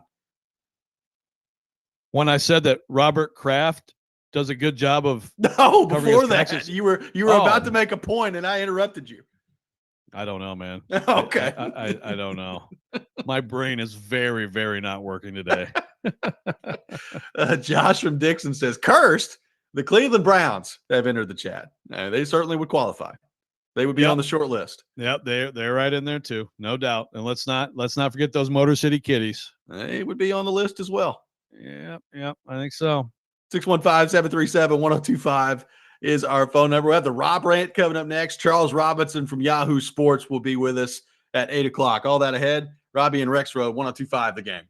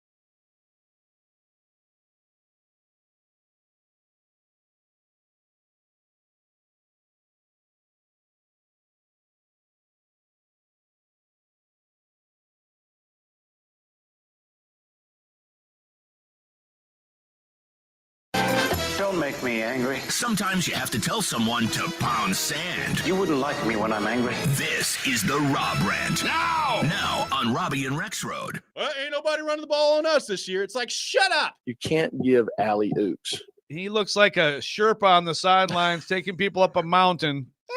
Pigeon kid. Hey, can we go get mama, please? 50 Omaha said hut. It drove me nuts. The untouchable Pekka. Oh, it is that time of the day. Time for the Rob Rant here on the program. Some quick work by Ian Spar to add my message to the 2-year-old from the last segment in the mashup. That's good stuff. Nimble. Very nimble. Very nimble. Well done. All right, so Joe, you've heard me say this before. I've long been a proponent of, if you're a league like the NHL or the NBA, to move your season away from football season and go head to head against the NFL and college football as less often as you possibly can. Like, if you're going head to head against them in October and November, move it back, go head to head against the NFL less often, and maybe more people will watch your sport as a result of that. And now what is the NHL doing? The exact opposite, Joe. Pierre LeBrun put it out there yesterday that the NHL, number one, will be moving to an 84-game season in 2026, 2027, which whatever, like that doesn't overly bother me. Like, 82 I feel like is long enough. But frankly, there's not much on the earth worse than preseason hockey. And if they shorten the preseason and add 2 regular season games, I can live with that. That's fine. But they're going to start the NHL season in late September, and they will award the Stanley Cup in mid-June. Now, a lot of people like this. Like, they're like, well, why would anybody want to be playing hockey in late June, early July? It's hot outside. Well, guess what? It's hot in mid-June too. Look at Nashville. Like, when they had the Cup final here, it's pretty freaking hot in mid-June. So I don't really care about that part of it. But to me, like, you're just taking more of your regular season, and I know it's only by like 2 weeks. I don't care. You're taking more of your regular season that is going to be right in the middle of football season, and I think you should go the other way. I think you should push it back and have less of your season in football season, so maybe more people will watch as you move forward here. So I saw this yesterday. I was disappointed by it. I don't care about the 84 games, although I will say it is weird to talk about an 84-game schedule. But again, I keep reminding myself, preseason hockey, awful. If players have told me they need like 1, maybe 2 preseason games, and then they're ready to go. We don't need 6. So let's shorten the preseason, and I'm cool with that. And if that means 2 more regular seasons, I don't care. But why not move it back a little bit and get yourself away from the NFL as much as you possibly can? That would be my advice to every sports league. No, man, I'm with you. I don't like the 84. I mean, and I guess it's, you can talk about the NFL one too. It's just like, I care about single season records, I mean, single season, and it's been 82 forever. And so I just hate arbitrarily changing that. And like, why? I mean, I've heard some conversation about less inventory. Maybe it's, I guess it's more in the NBA that they talk about this. And some of that's because of the load management, all that stuff, but we're adding more. I don't like that, but I'm with you. Like, no one will occupy this dead zone of July. I know. And it's right there for someone to be like, you know what? How about we take center stage for that whole time period? And how great would it be for all of us who whine every year about how during that month we have the freaking all-star game and some golf? Yeah. No, it's like it's crazy to me. Like, my hot take in sports for a long time has been the NBA should start Christmas Day. Like, that's when they should start. Christmas Day should be their opening day. They're not going to do that, obviously, at this point. But like, I just can't for the life of me figure out why, if you're not the NFL, like if you're Major League Baseball, you're the NHL, you're the NBA, you're trying to get more people to watch your product. I'm not saying that it's like move away from football season and now everybody's going to start watching hockey. I realize it's more complicated than that. Like, there are some people that just don't watch hockey. Some people watched hockey for the first time in the Four Nations tournament last year and loved it. And hopefully that happens again in the Olympics this year. So some of it has nothing to do with when they're playing. I get that. But I do think you can help yourself by like not going up head to head against NFL games on Thursday nights, are not going up head to head against big time college football games on Saturday nights. Like, I think the more you can do that, the more you help your sport. And I just don't think that enters their thought process at all. No, I agree. And look, like, I'm a fan of the NBA and NHL. So I love the time period,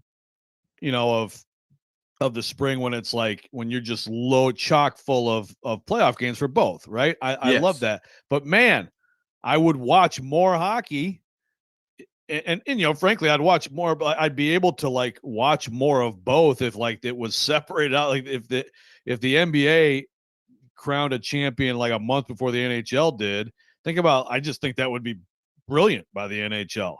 So Yeah. you're also getting away from competing with them on a nightly basis at your very best stuff. I mean, like has this been, because they always throw stuff out there, has this been seriously discussed in any way? I don't know. Like, I think for whatever reason, people in the NHL, they don't like the idea of like moving deeper into the summer, right? Like they You they just get don't like August that. off. August is a great month too. Take that month off instead of getting ready for camp.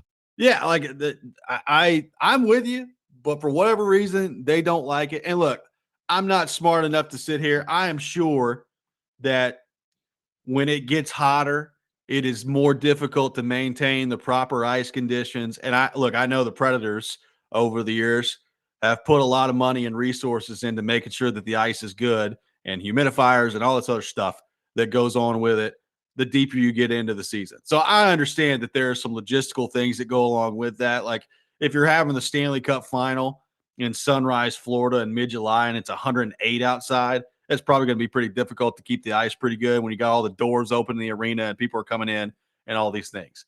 But I just look at it and I'm like, there's some games early in the season for the Predators that are like really cool games and like good looking games to me. And I'm like, oh, wait, that's on a Saturday night in October. I bet there's some pretty good college football games going on at that time. And I just think the more that you could get away from that as a league, the better off you're going to be.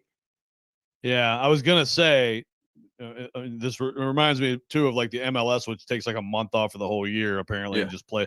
But Alex says that they're thinking about doing the same thing with their schedule, which what does that mean? I mean, they already go all the way football season well into November, right?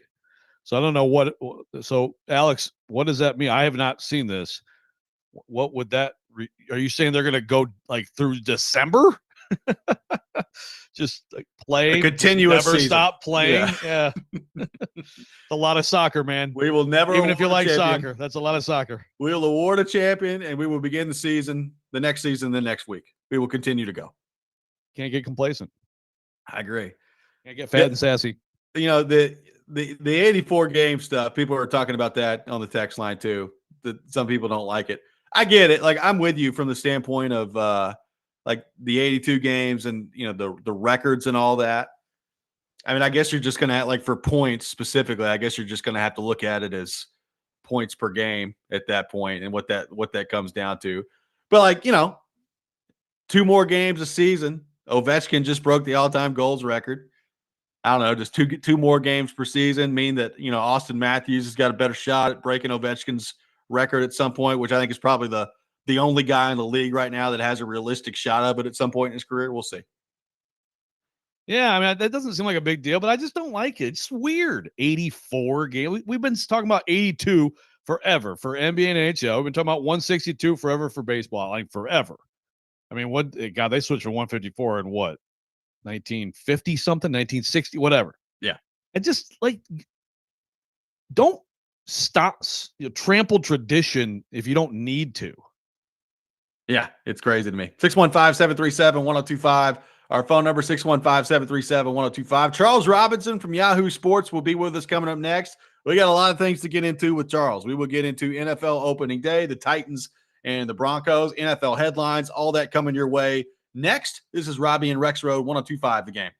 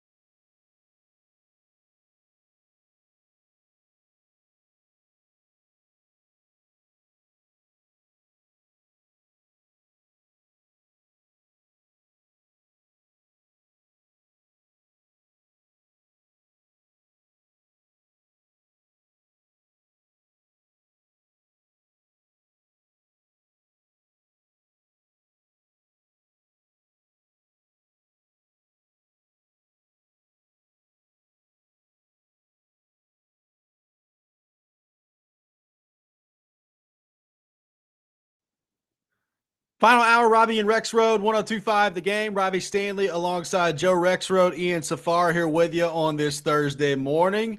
It is NFL opening day. We have made it to NFL season, and we welcome in our friend Charles Robinson from Yahoo Sports on our 102.5 The Game phone line, driven by WilsonCountyHyundai.com. Charles, good morning. How are you? What's going on, gents? We made it. We finally made it. We're here. Finally made it. Absolutely. Yeah. It is an exciting time. So, Charles, I got a feeling it may not be that exciting for Titans fans on Sunday. I do not like this matchup between the Titans and the Broncos. I think it is a very difficult way to start the Cam Ward era on the road in the altitude against maybe the best defense in the NFL, certainly one of the best defenses in the NFL. So what's your take, your thoughts on the opening season matchup for the Titans against Denver?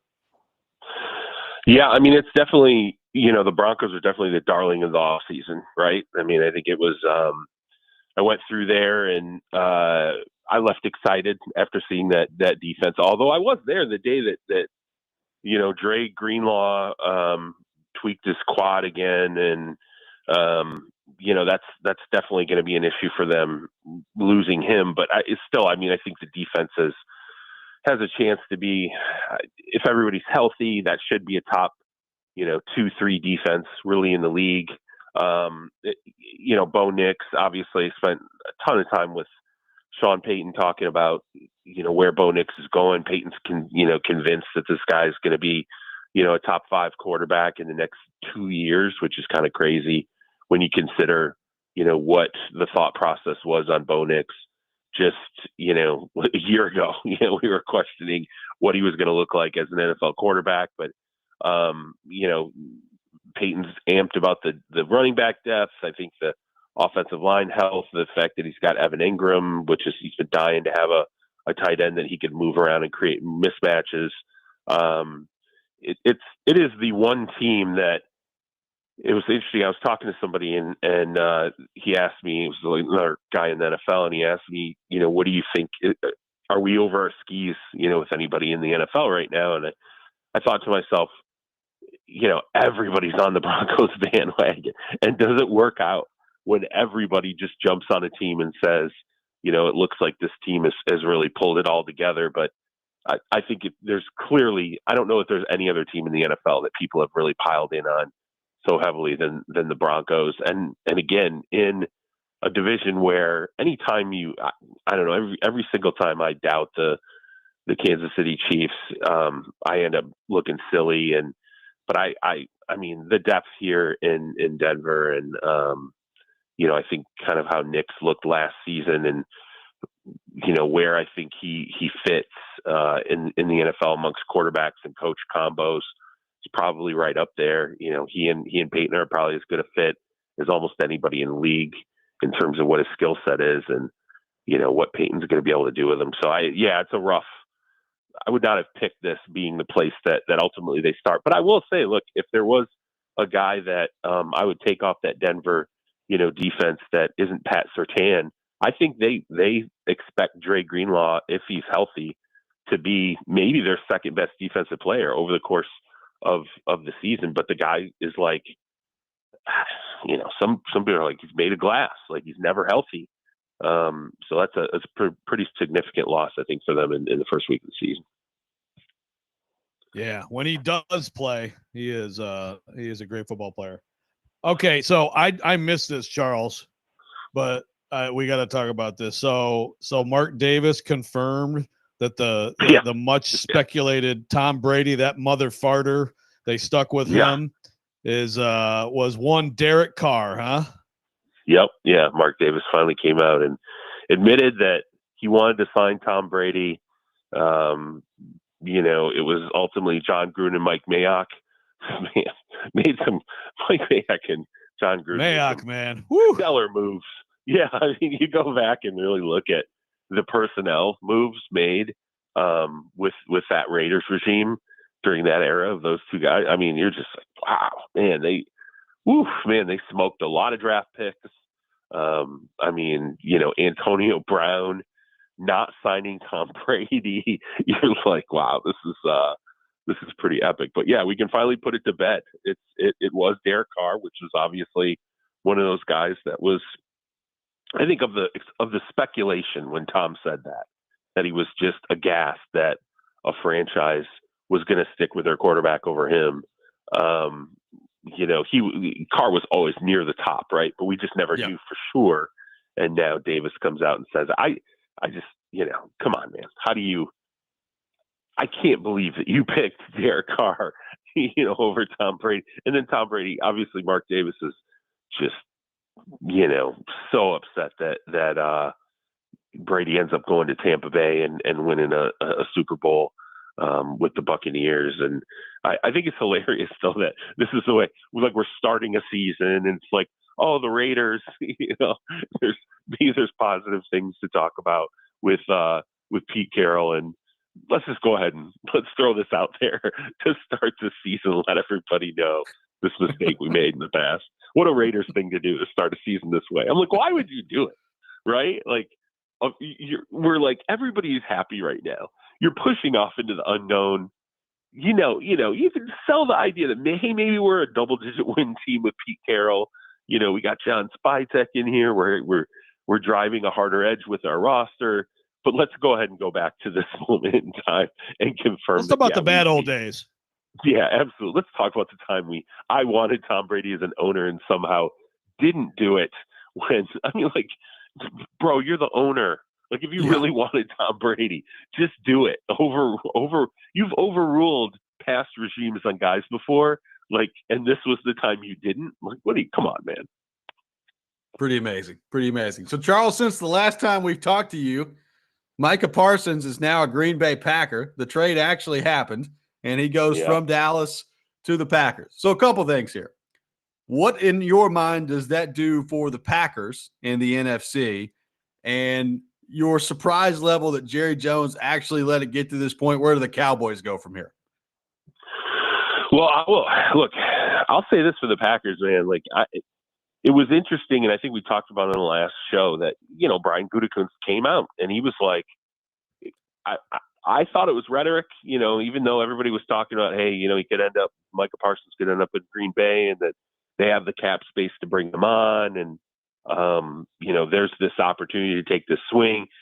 I just thought, man, that's, Brian Gutekunst as the general manager of the Packers has never pulled this kind of thing off. I mean, not with this. And frankly, nobody really has. I mean, this is a fairly unprecedented moment. Obviously, we can go back to Khalil Mack. There's been other NFL trades that, have been massive. But for the Cowboys to, number one, deal him, which is shocking enough, and then the team to step up and do it, being one that, again, the Packers don't have an owner, which is what's interesting about this. Is when you don't have a central owner, typically deals like this happen because you have an owner who's sitting there going, pressing a general manager, pressing a team president, pressing a head coach saying, I want X to happen now. We have to turn a corner. Look at where our cap is. This is our window. And that's how big trades often can end up happening. And yet you don't have that pressure when you're the Green Bay Packers. There's no owner who's pressing on you. And it's always an interesting dynamic when the Packers are involved with anybody, because there's no owner, pushing you away from a deal. There's no owner pushing you into a deal. So you get more, I would argue some of the moves that the Packers made are more authentically streamlined through a general manager and a head coach. Like, there's no more quote unquote blamable commodity in the NFL than probably the Packers general manager, because there's just no owner behind it stopping things or forcing things, where I believe in most other, NFL cities, the owner weighs in heavily anytime there's a move of this magnitude made. So, Gutekunst, when I saw it, I'm like, wow, he's really, like, he's basically saying, like, I'm creating my history right now. Either this is going to work or it's not. And it's all on me. I'm not going to be able to point the finger at anybody else later.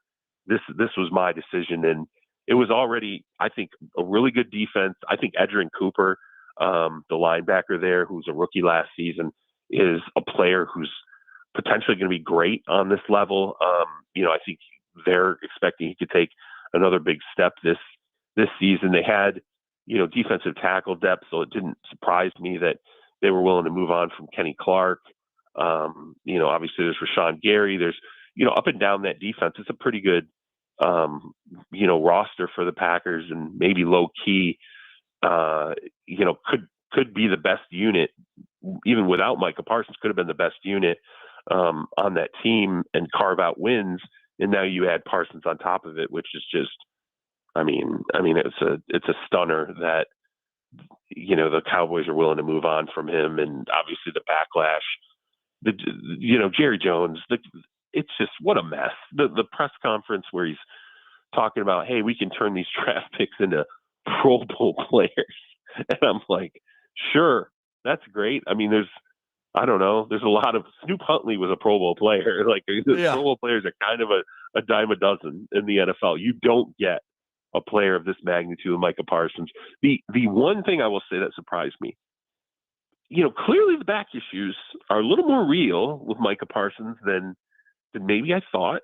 And if he is to the point where he does end up needing to get epidurals to play football games, that is definitely frightening. Like, that's certainly not a good thing if that's how this ultimately unfolds with him. But look, the Packers, shoot your shot. You sign him to a deal, $47 million annual average value. You pay him all the guaranteed money. You are bringing him in to be a defensive player of the year candidate every single year for, I'd say, the next 5 years, right? That's the level he's got to play at. If he actually plays at that level, I don't see any reason why the Packers, with this, collection of talent, unless Jordan Love just falls apart, right? I don't see any reason why this doesn't put the Packers into at least the playoff picture every single team. There's no doubt they have to be a playoff team every single year, and also have a Super Bowl window that's been pushed open by this move. So Chapel Bill, Charles, and we may as well talk about him. We've been talking about him a lot this week. Let me tell you something.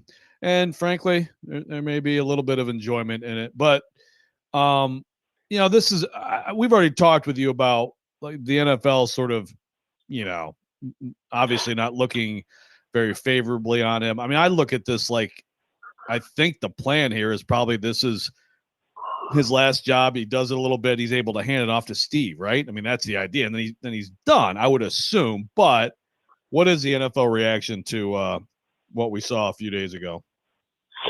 I don't think if you don't like Bill, like, you were, laughing, you were probably excited by what unfolded. It doesn't, there were a lot of people, I think, in the league who,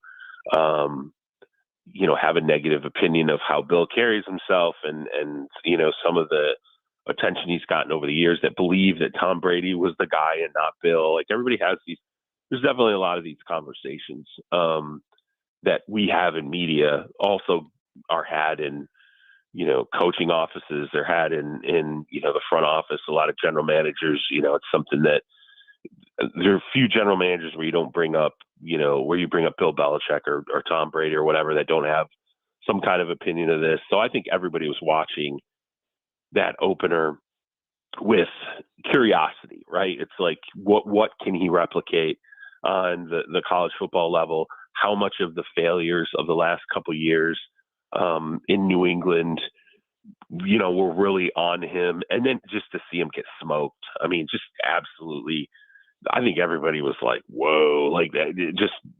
It was stunning in a way that I don't think anybody expected out of the box that's something that would happen. And I thought it was funny that in the wake of it, all of a sudden you start to hear, well, North Carolina doesn't really have any talent. Like, there's no good, they don't got. I'm like, yeah, you know what? You can't profess that now.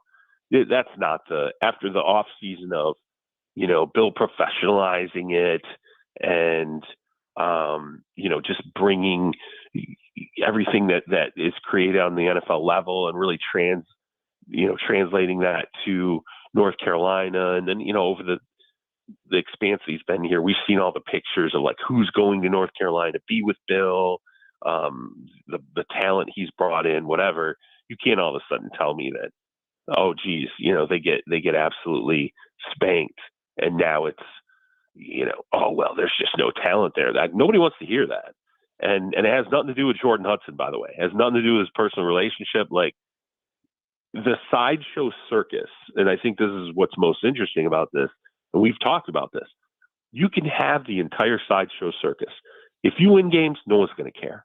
If you go to UNC and you end up making them into a top 25 program, if they push to potentially be in the playoff scheme, no one's going to care at all. They're not going to care about the nepotism. They're not going to care about Steven Belichick, potentially having a job lined up for him after Bill leaves.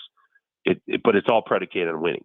You lose like this, I mean, you're about as smoked on an NFL level. I can't imagine. Someone asked me, like, what do you think? Do you think at this point, like, this is how it goes, and the UNC experience is really ugly in 2025? How does he get a job in the NFL? I'm like, I don't know. I mean, it would have to be an owner having abject failure in his organization, having a relationship with Bill, and basically saying to themselves, I'm as desperate as I can possibly be, and I'm going to reach for this guy now at this point, even though it's about as damaged as it could possibly be. I would ask you guys, like, let's say, because Jerry Jones has talked about Bill in the past. He's expressed regret, at times where he's like, I thought I had an opportunity to hire him. I didn't do it. Let's say that Brian Schottenheimer is just, the Michael Parsons trade goes horribly. Kenny Clark is, he's an okay defensive tackle, but the problems they have are the problems they have. The defense is as horrible as we've been told it will be without Micah Parsons, and Brian Schottenheimer starts 1-7. Like, is Jerry Jones the guy who sits there and goes, I have to make a desperation move? And then does Bill come into play there? Like, you tell me how you see him on an NFL roster in 2026. Well, That's he a did good point. just trade Jerry. Micah Parsons. They did just trade Micah Parsons, so he's done some crazy stuff. That's his only hope. Well, you're right. That's. I mean, but that right. That's what I'm asking you. I mean, like, is that I don't see any other way to justify. No, I'm with you. The whole sideshow, and then if he loses on top of it, yeah, I just don't. No one's going to back that, so it has to be an owner-driven move at that point, and it has to be an owner who's desperate enough to do it. And other than Jerry at this point, I don't know, where else that could ultimately happen. So, yeah, it was. Another thing too. Have you guys? I don't want to overblow it, but I will say I can't recall ever seeing, in my mind, I thought about it. I'm like, man, all the years I've covered the league, and even when I've watched college football, have I ever seen a coach on the sideline before a game and their significant other literally, like, with them on the sideline when there's, like, clearly things to be done, like right prior to a game? Do you recall that? Do you ever remember seeing? I don't want to get out of pocket on it, but I thought that was kind of shocking to me that kind of unfolded. They got, people at video of it. I was like, man, I've never seen that before. Well, first of all, there were a lot of people, like this stupid account Dov Kleeman or whatever is like playing it like it was in the middle of the game. And it's like, well, if you look, there's players doing like backpedal warm-ups. It was pregame. Yeah. So, yeah. No, I knew it was pregame. Yeah. I'm just saying, like, a lot of people out there think it was during the game. I've seen families on the field before games, but I guess I nothing comes to mind where in terms of, like, wife coming up to coach to say something. So yeah. Someone I had a scout who was watching and was not at the game, but was, like, paying attention online to what was going on and pulling stuff. And he said to me, he goes, do you remember in all the years you've covered the league, ever seeing Bill's significant other ever? And I started laughing. I'm like, no, like, definitely not in a football capacity. Not like, I laughed and I was like, well, there's the, when they did the documentary and they had what was the Halloween thing where Randy Moss invites everybody shows up. Yeah. Like that. I was like, I remember that. I'm like, but other than that, no, never. I'm like, this is certainly new territory for Bill to have this kind of unfold. And by the way, I think people can go ahead and say, hey, the media is not the one driving this anymore. we're not driving this.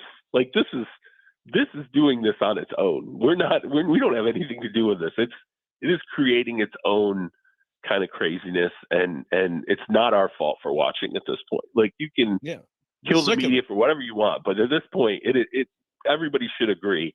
Oh yeah, no, that really is a total mess. It's nobody's fault for looking at it.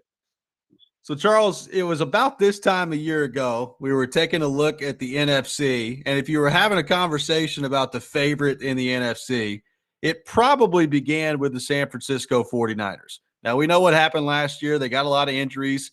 They've changed over their roster a little bit, but they did just sign Brock Purdy to a big deal. They've got Kyle Shanahan. You know, McCaffrey's back in there. Kittle's in there. There's still some talent there. So what do you make of them heading into this year with a roster that feels like it's gotten a little old, but also you just gave the quarterback a huge deal? Yeah, I mean, there's the talent drain, obviously. But here's the thing about San Francisco. They're still well coached. There's still talent on the roster. It's not, they've lost a multitude of guys. When I went through there, John Lynch said to me at one point, the general manager, he said, we had to have set a record, right, of guys that we left, that left our organization and went and signed multi-year deals elsewhere. And the point he's making is like, when you look at a roster and you see guys depart and they go somewhere else in free agency, they sign a 1-year deal, you're kind of like, is that really a loss? Other franchises aren't really they're not taking big risks on the talent, when you're only signing to a 1-year deal. But when you see guys leave and they sign for really anything more than 1 year and they get some guaranteed money, you're like, oh, okay, wherever they left, they just suffered a loss. They, some talent went out the door. The 49ers had a ton of that this offseason. I mean, it was just, a multitude of players up and down the roster ended up signing more than 1-year deals when they left. But there's still talent there. There's still, the coaching is still, I believe in Kyle Shanahan.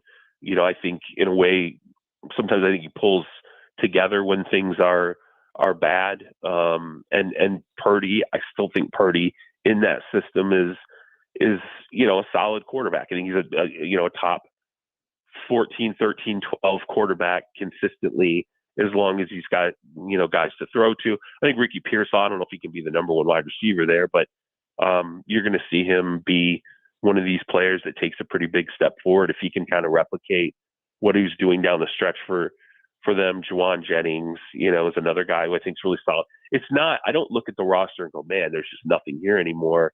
And then when I look at the schedule, I think that's what's interesting is, look at their schedule. I mean, it's not like, I know you got to be careful here because at the beginning of the season, I know by October, I'm always like, man, I thought that team had a really easy schedule.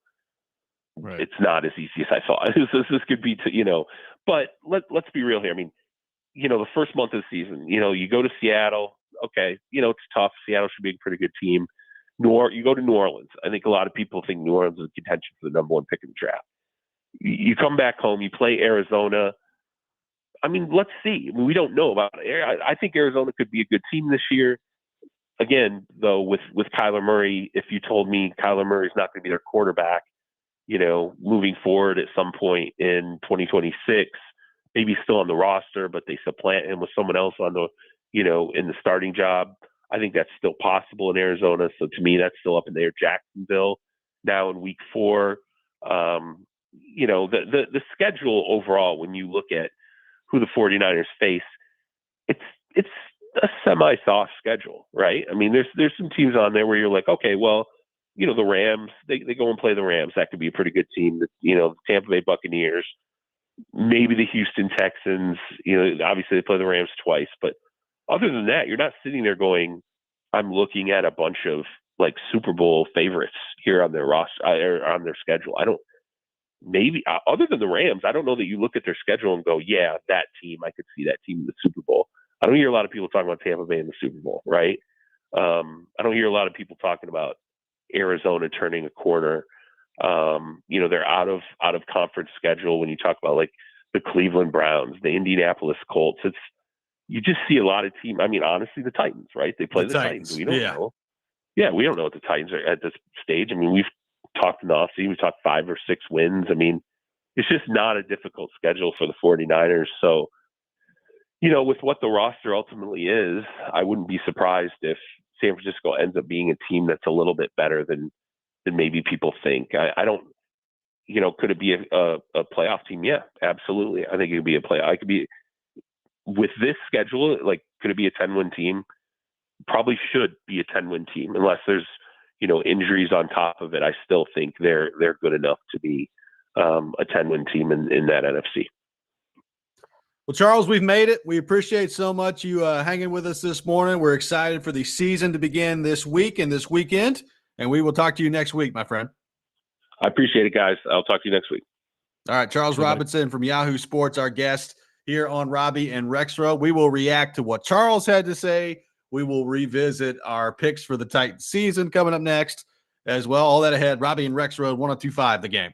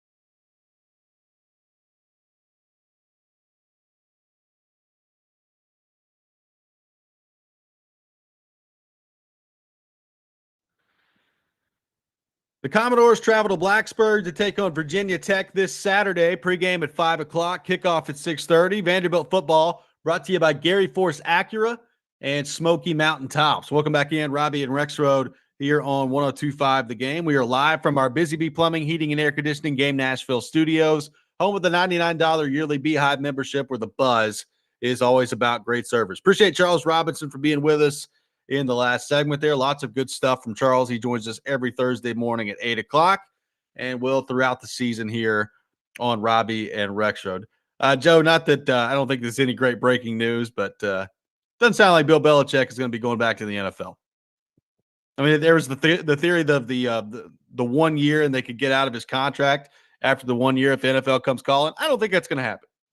Yeah. And again, I really do think that the plan here has been get Steve Belichick his own program.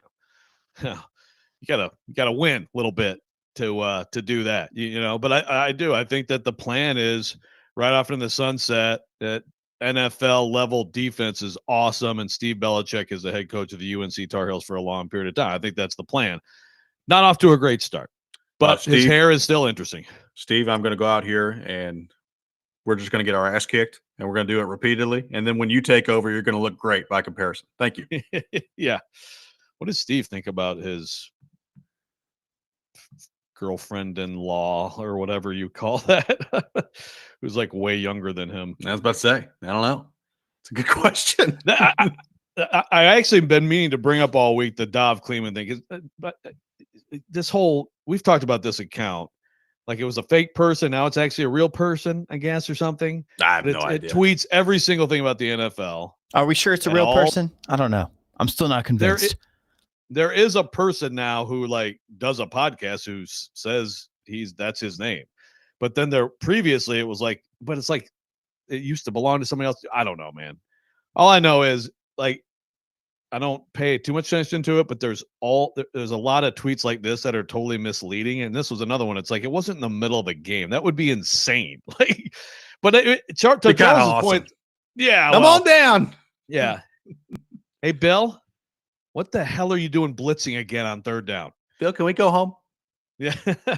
But it is still, even like during that time, pregame warmups. I can't think of another example, I must say. Is she still being CC'd on all the emails? That's a good question. I know that the doc wasn't going to happen. It's like she was going to be in charge and it didn't. But then they figured it out. And it is going to happen.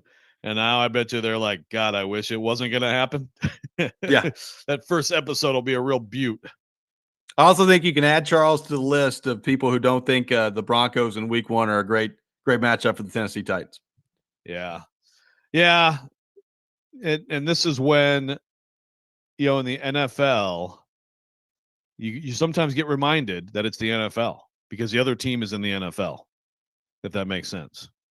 So I'm just saying, I'm starting to flip Adam and Portland's way. Like we're all talking up the Broncos like they're, like they're the Orange Crush Broncos, like they're the Elway, Ricky Natil, Sammy Winder Broncos, Carl Mecklenburg Broncos, and maybe we should.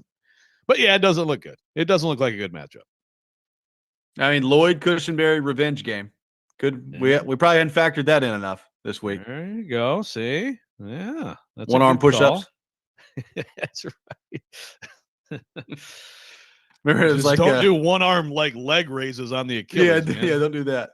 I just go back to the first time Tannehill played against the Dolphins. It was like, you guys won't believe the level of quarterback that you're going to see from Ryan Tannehill this week. And then the Titans went out there and just killed him. It was 34-3.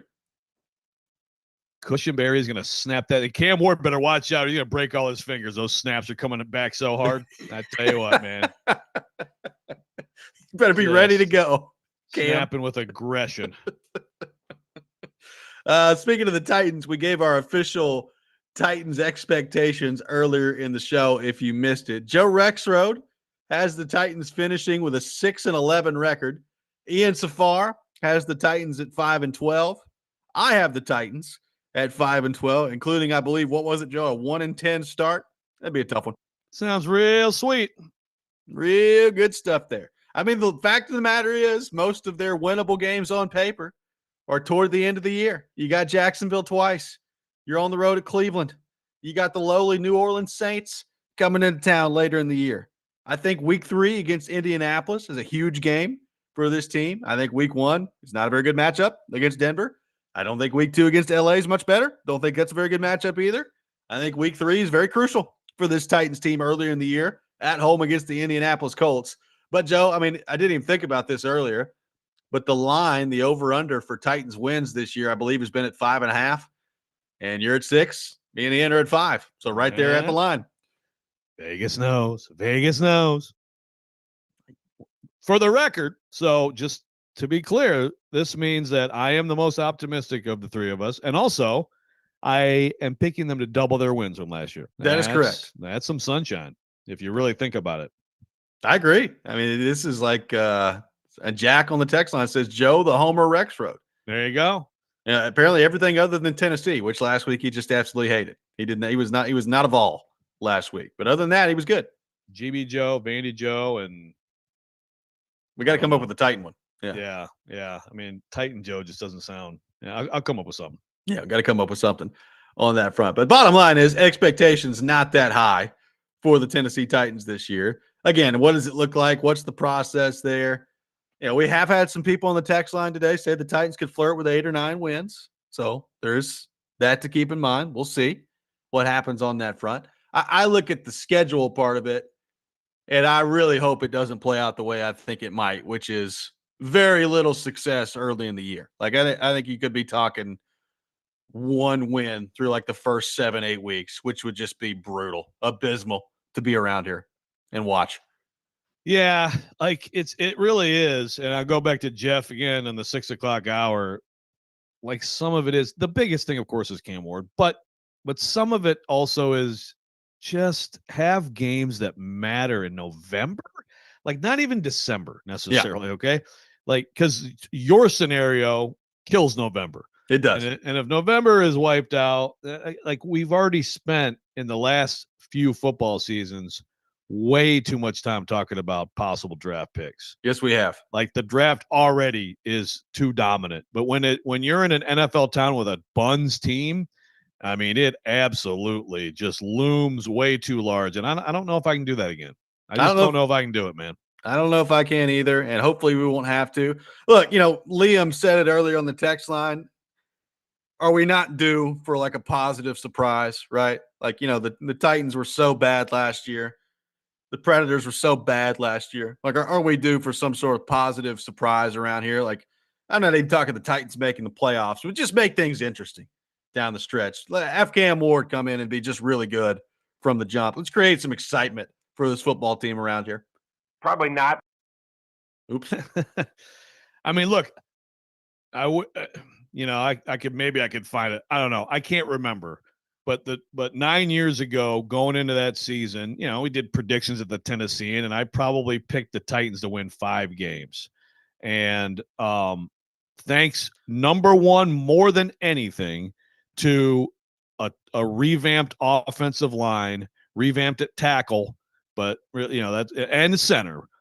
But thanks mostly to that, and then a lot of other things that were better than you thought.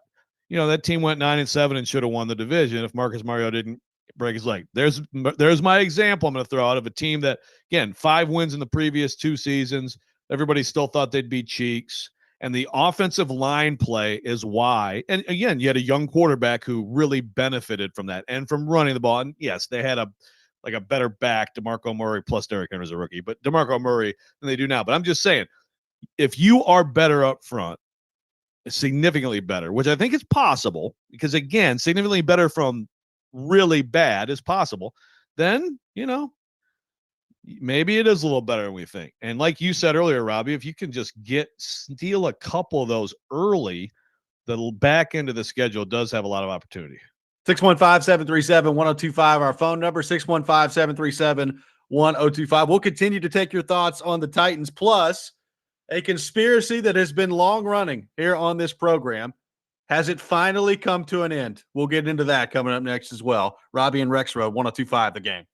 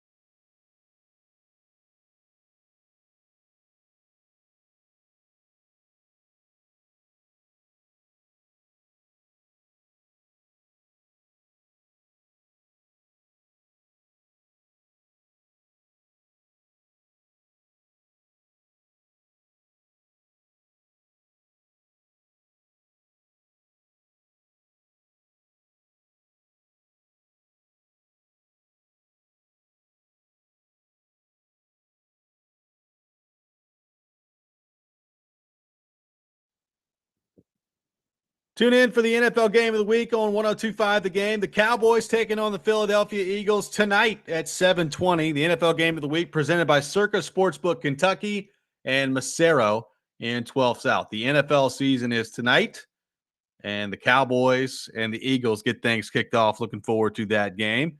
Joe, we have had a long-standing theory here on this program, at least that I've thrown out there and believe. I don't know if I'm going to speak for you in this instance, of the Connor Stallion situation in Michigan and how maybe that affected the matchup in 2022 between Tennessee and South Carolina, in which a lot of my hatred for Shane Beamer goes back to this moment. I'll be honest with you. Well, Connor Stallions was apparently on a podcast with our good friend David Ubben and Chris Vanini. Yep. And addressed this rumor. Ubben asked him about whether or not there was any sort of connections between Connor Stallions, the Michigan scandal, and the Tennessee-South Carolina game. Here's what Connor Stallions had to say. I was not at the South Carolina game in 2022, but it's a very popular theory because obviously you guys did buy a ticket to the Tennessee game that you or someone associated with you had given South Carolina Tennessee's signals before that game when they scored 63 points, derailed Tennessee's championship run. What do you make of that theory? One of the dozens of conspiracies that are out there. I've not talked to, I've never met anyone at South Carolina. I'll also say this about Tennessee too. Joe Milton, I'd ask Joe Milton and Hendon Hooker. They know the truth, and I'm tight with both of them. There was no trying to screw over Tennessee. What does that mean? I'd ask Joe Milton and Hendon Hooker. They know the truth. What does that mean? They're friends of mine, so they will agree with me when I lie about things I didn't do, like I did in an entire documentary, which anyone with a brain could see through all the lies that I told in the documentary, which later were revealed when I said I wasn't on the sideline for Michigan State, Central Michigan, and actually it was confirmed I was on the sideline. He says he didn't do it. He says there's no connection between the Michigan scandal and the Tennessee-South Carolina game back in 2022. Joe, does this clear the air, or do you remain skeptical?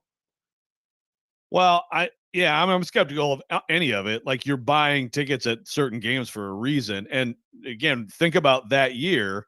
Tennessee was absolutely a team in Michigan's way, right? Now, yes. I've said this on the show before too. I have talked to multiple members of that Tennessee coaching staff about this very thing. And I will say that, again, just like, what do you really think? And I didn't get this. Oh yeah, we totally think he did it. It was kind of like, yeah, we've talked about it, but like, no, who knows? Like, no way to know and all that stuff. So, I mean, I don't know. It's like, it's insane the success they had that night. Again, offensively. Now, how much, you think about what Connor Stallions did for Michigan, you think more about when they had the ball, right? Being able to attack. But I mean, there were examples both ways, like in the Ohio State game. So I don't know. I mean, I never have heard anybody say, "Oh my God, no question," like, we got screwed over. But how could you not think it a little bit, considering that he was that, like, he had that place staked out, and you look at all the places they went, it wasn't just random. I mean, there were reasons to go to certain places. He did it. You'll never convince me otherwise. Never, I mean, his defense points. There was weak. Yeah. Ask Hendon Hooker. All right, let's ask him. Let's go to Carolina and get it. What does that mean? Yeah. So Texter says you guys are reaching on this one. Come on. I mean, look, we're not like, this is not just, this is not our conspiracy. Us. Yeah. I mean, this is something that's been around for a long time. Another Texter says, or it's completely plausible South Carolina just beat Tennessee's ass. Whether you like him or not, Beaner's a good coach. That's fine. Oh, he says, I know it's a Homer radio show, but Tennessee football isn't the greatest thing on the planet. So dumb. Okay, calm down. Yeah, I understand you're a South Carolina fan. Also understand that if you go back and look at both of those teams' performances that year leading into that game, the idea that South Carolina would score like touchdowns on 9 straight possessions would have seemed a little crazy, okay? Also, we didn't make this up. This is out there long before our show, but thank you. Yeah, I mean, so Hey, man, I don't know. I mean, I think with Connor Stalions, my big thing is I just like the web of lies that he spun, including throwing his phone into the pond so no one would ever see all the things I mean, seriously, that's what he did. He threw his phone into a freaking pond so they'd never see the interactions with him and whoever in that program. It's just hard to believe. And again, the documentary was like an attempt to spin things, and it was like, oh, you just totally exposed yourself. Right. Look, we will never know for sure what happened in 2022 on that night in South Carolina. It is funny though that Ubben brought that up, and he just immediately was like, "Yeah, ask Joe Milton and Hendon Hooker." Okay, we'll see. I guess he's friend. Apparently, Connor Stalions friends with a lot of people. By the way, good to know. Did Joe freeze? It appears that way. Yeah, I think he might have. He's frozen in time. Look what Connor Stalions did. Connor Stalions has hacked Rexrode. His ears everywhere. The dude cannot be unplugged. He is everywhere at all times. And if you talk anything about him, he will find out and cancel you and disconnect you somehow. This is absolutely unbelievable what just happened there. But a lot of Vols fans now text again all over the South Carolina fans on the text line there. Got Cameron that says, listen to South Carolina boys texting in. Beamer's a doofus, 8-4 this year at best. So now we have reignited the rivalry, I guess, between Tennessee and South Carolina. That's going to do it for us today here on the program. The NFL season begins tonight. The Eagles and the Cowboys. And again, you can check that out here on 102.5 The Game at 7:20. Enjoy football. We got football. We got pro football tonight. We got pro football Friday. We got pro football all day on Sunday, and we're looking forward to it. We'll be back 6 a.m. tomorrow. Next Minute Up with Jake Lyman is next. This is 102.5 The Game.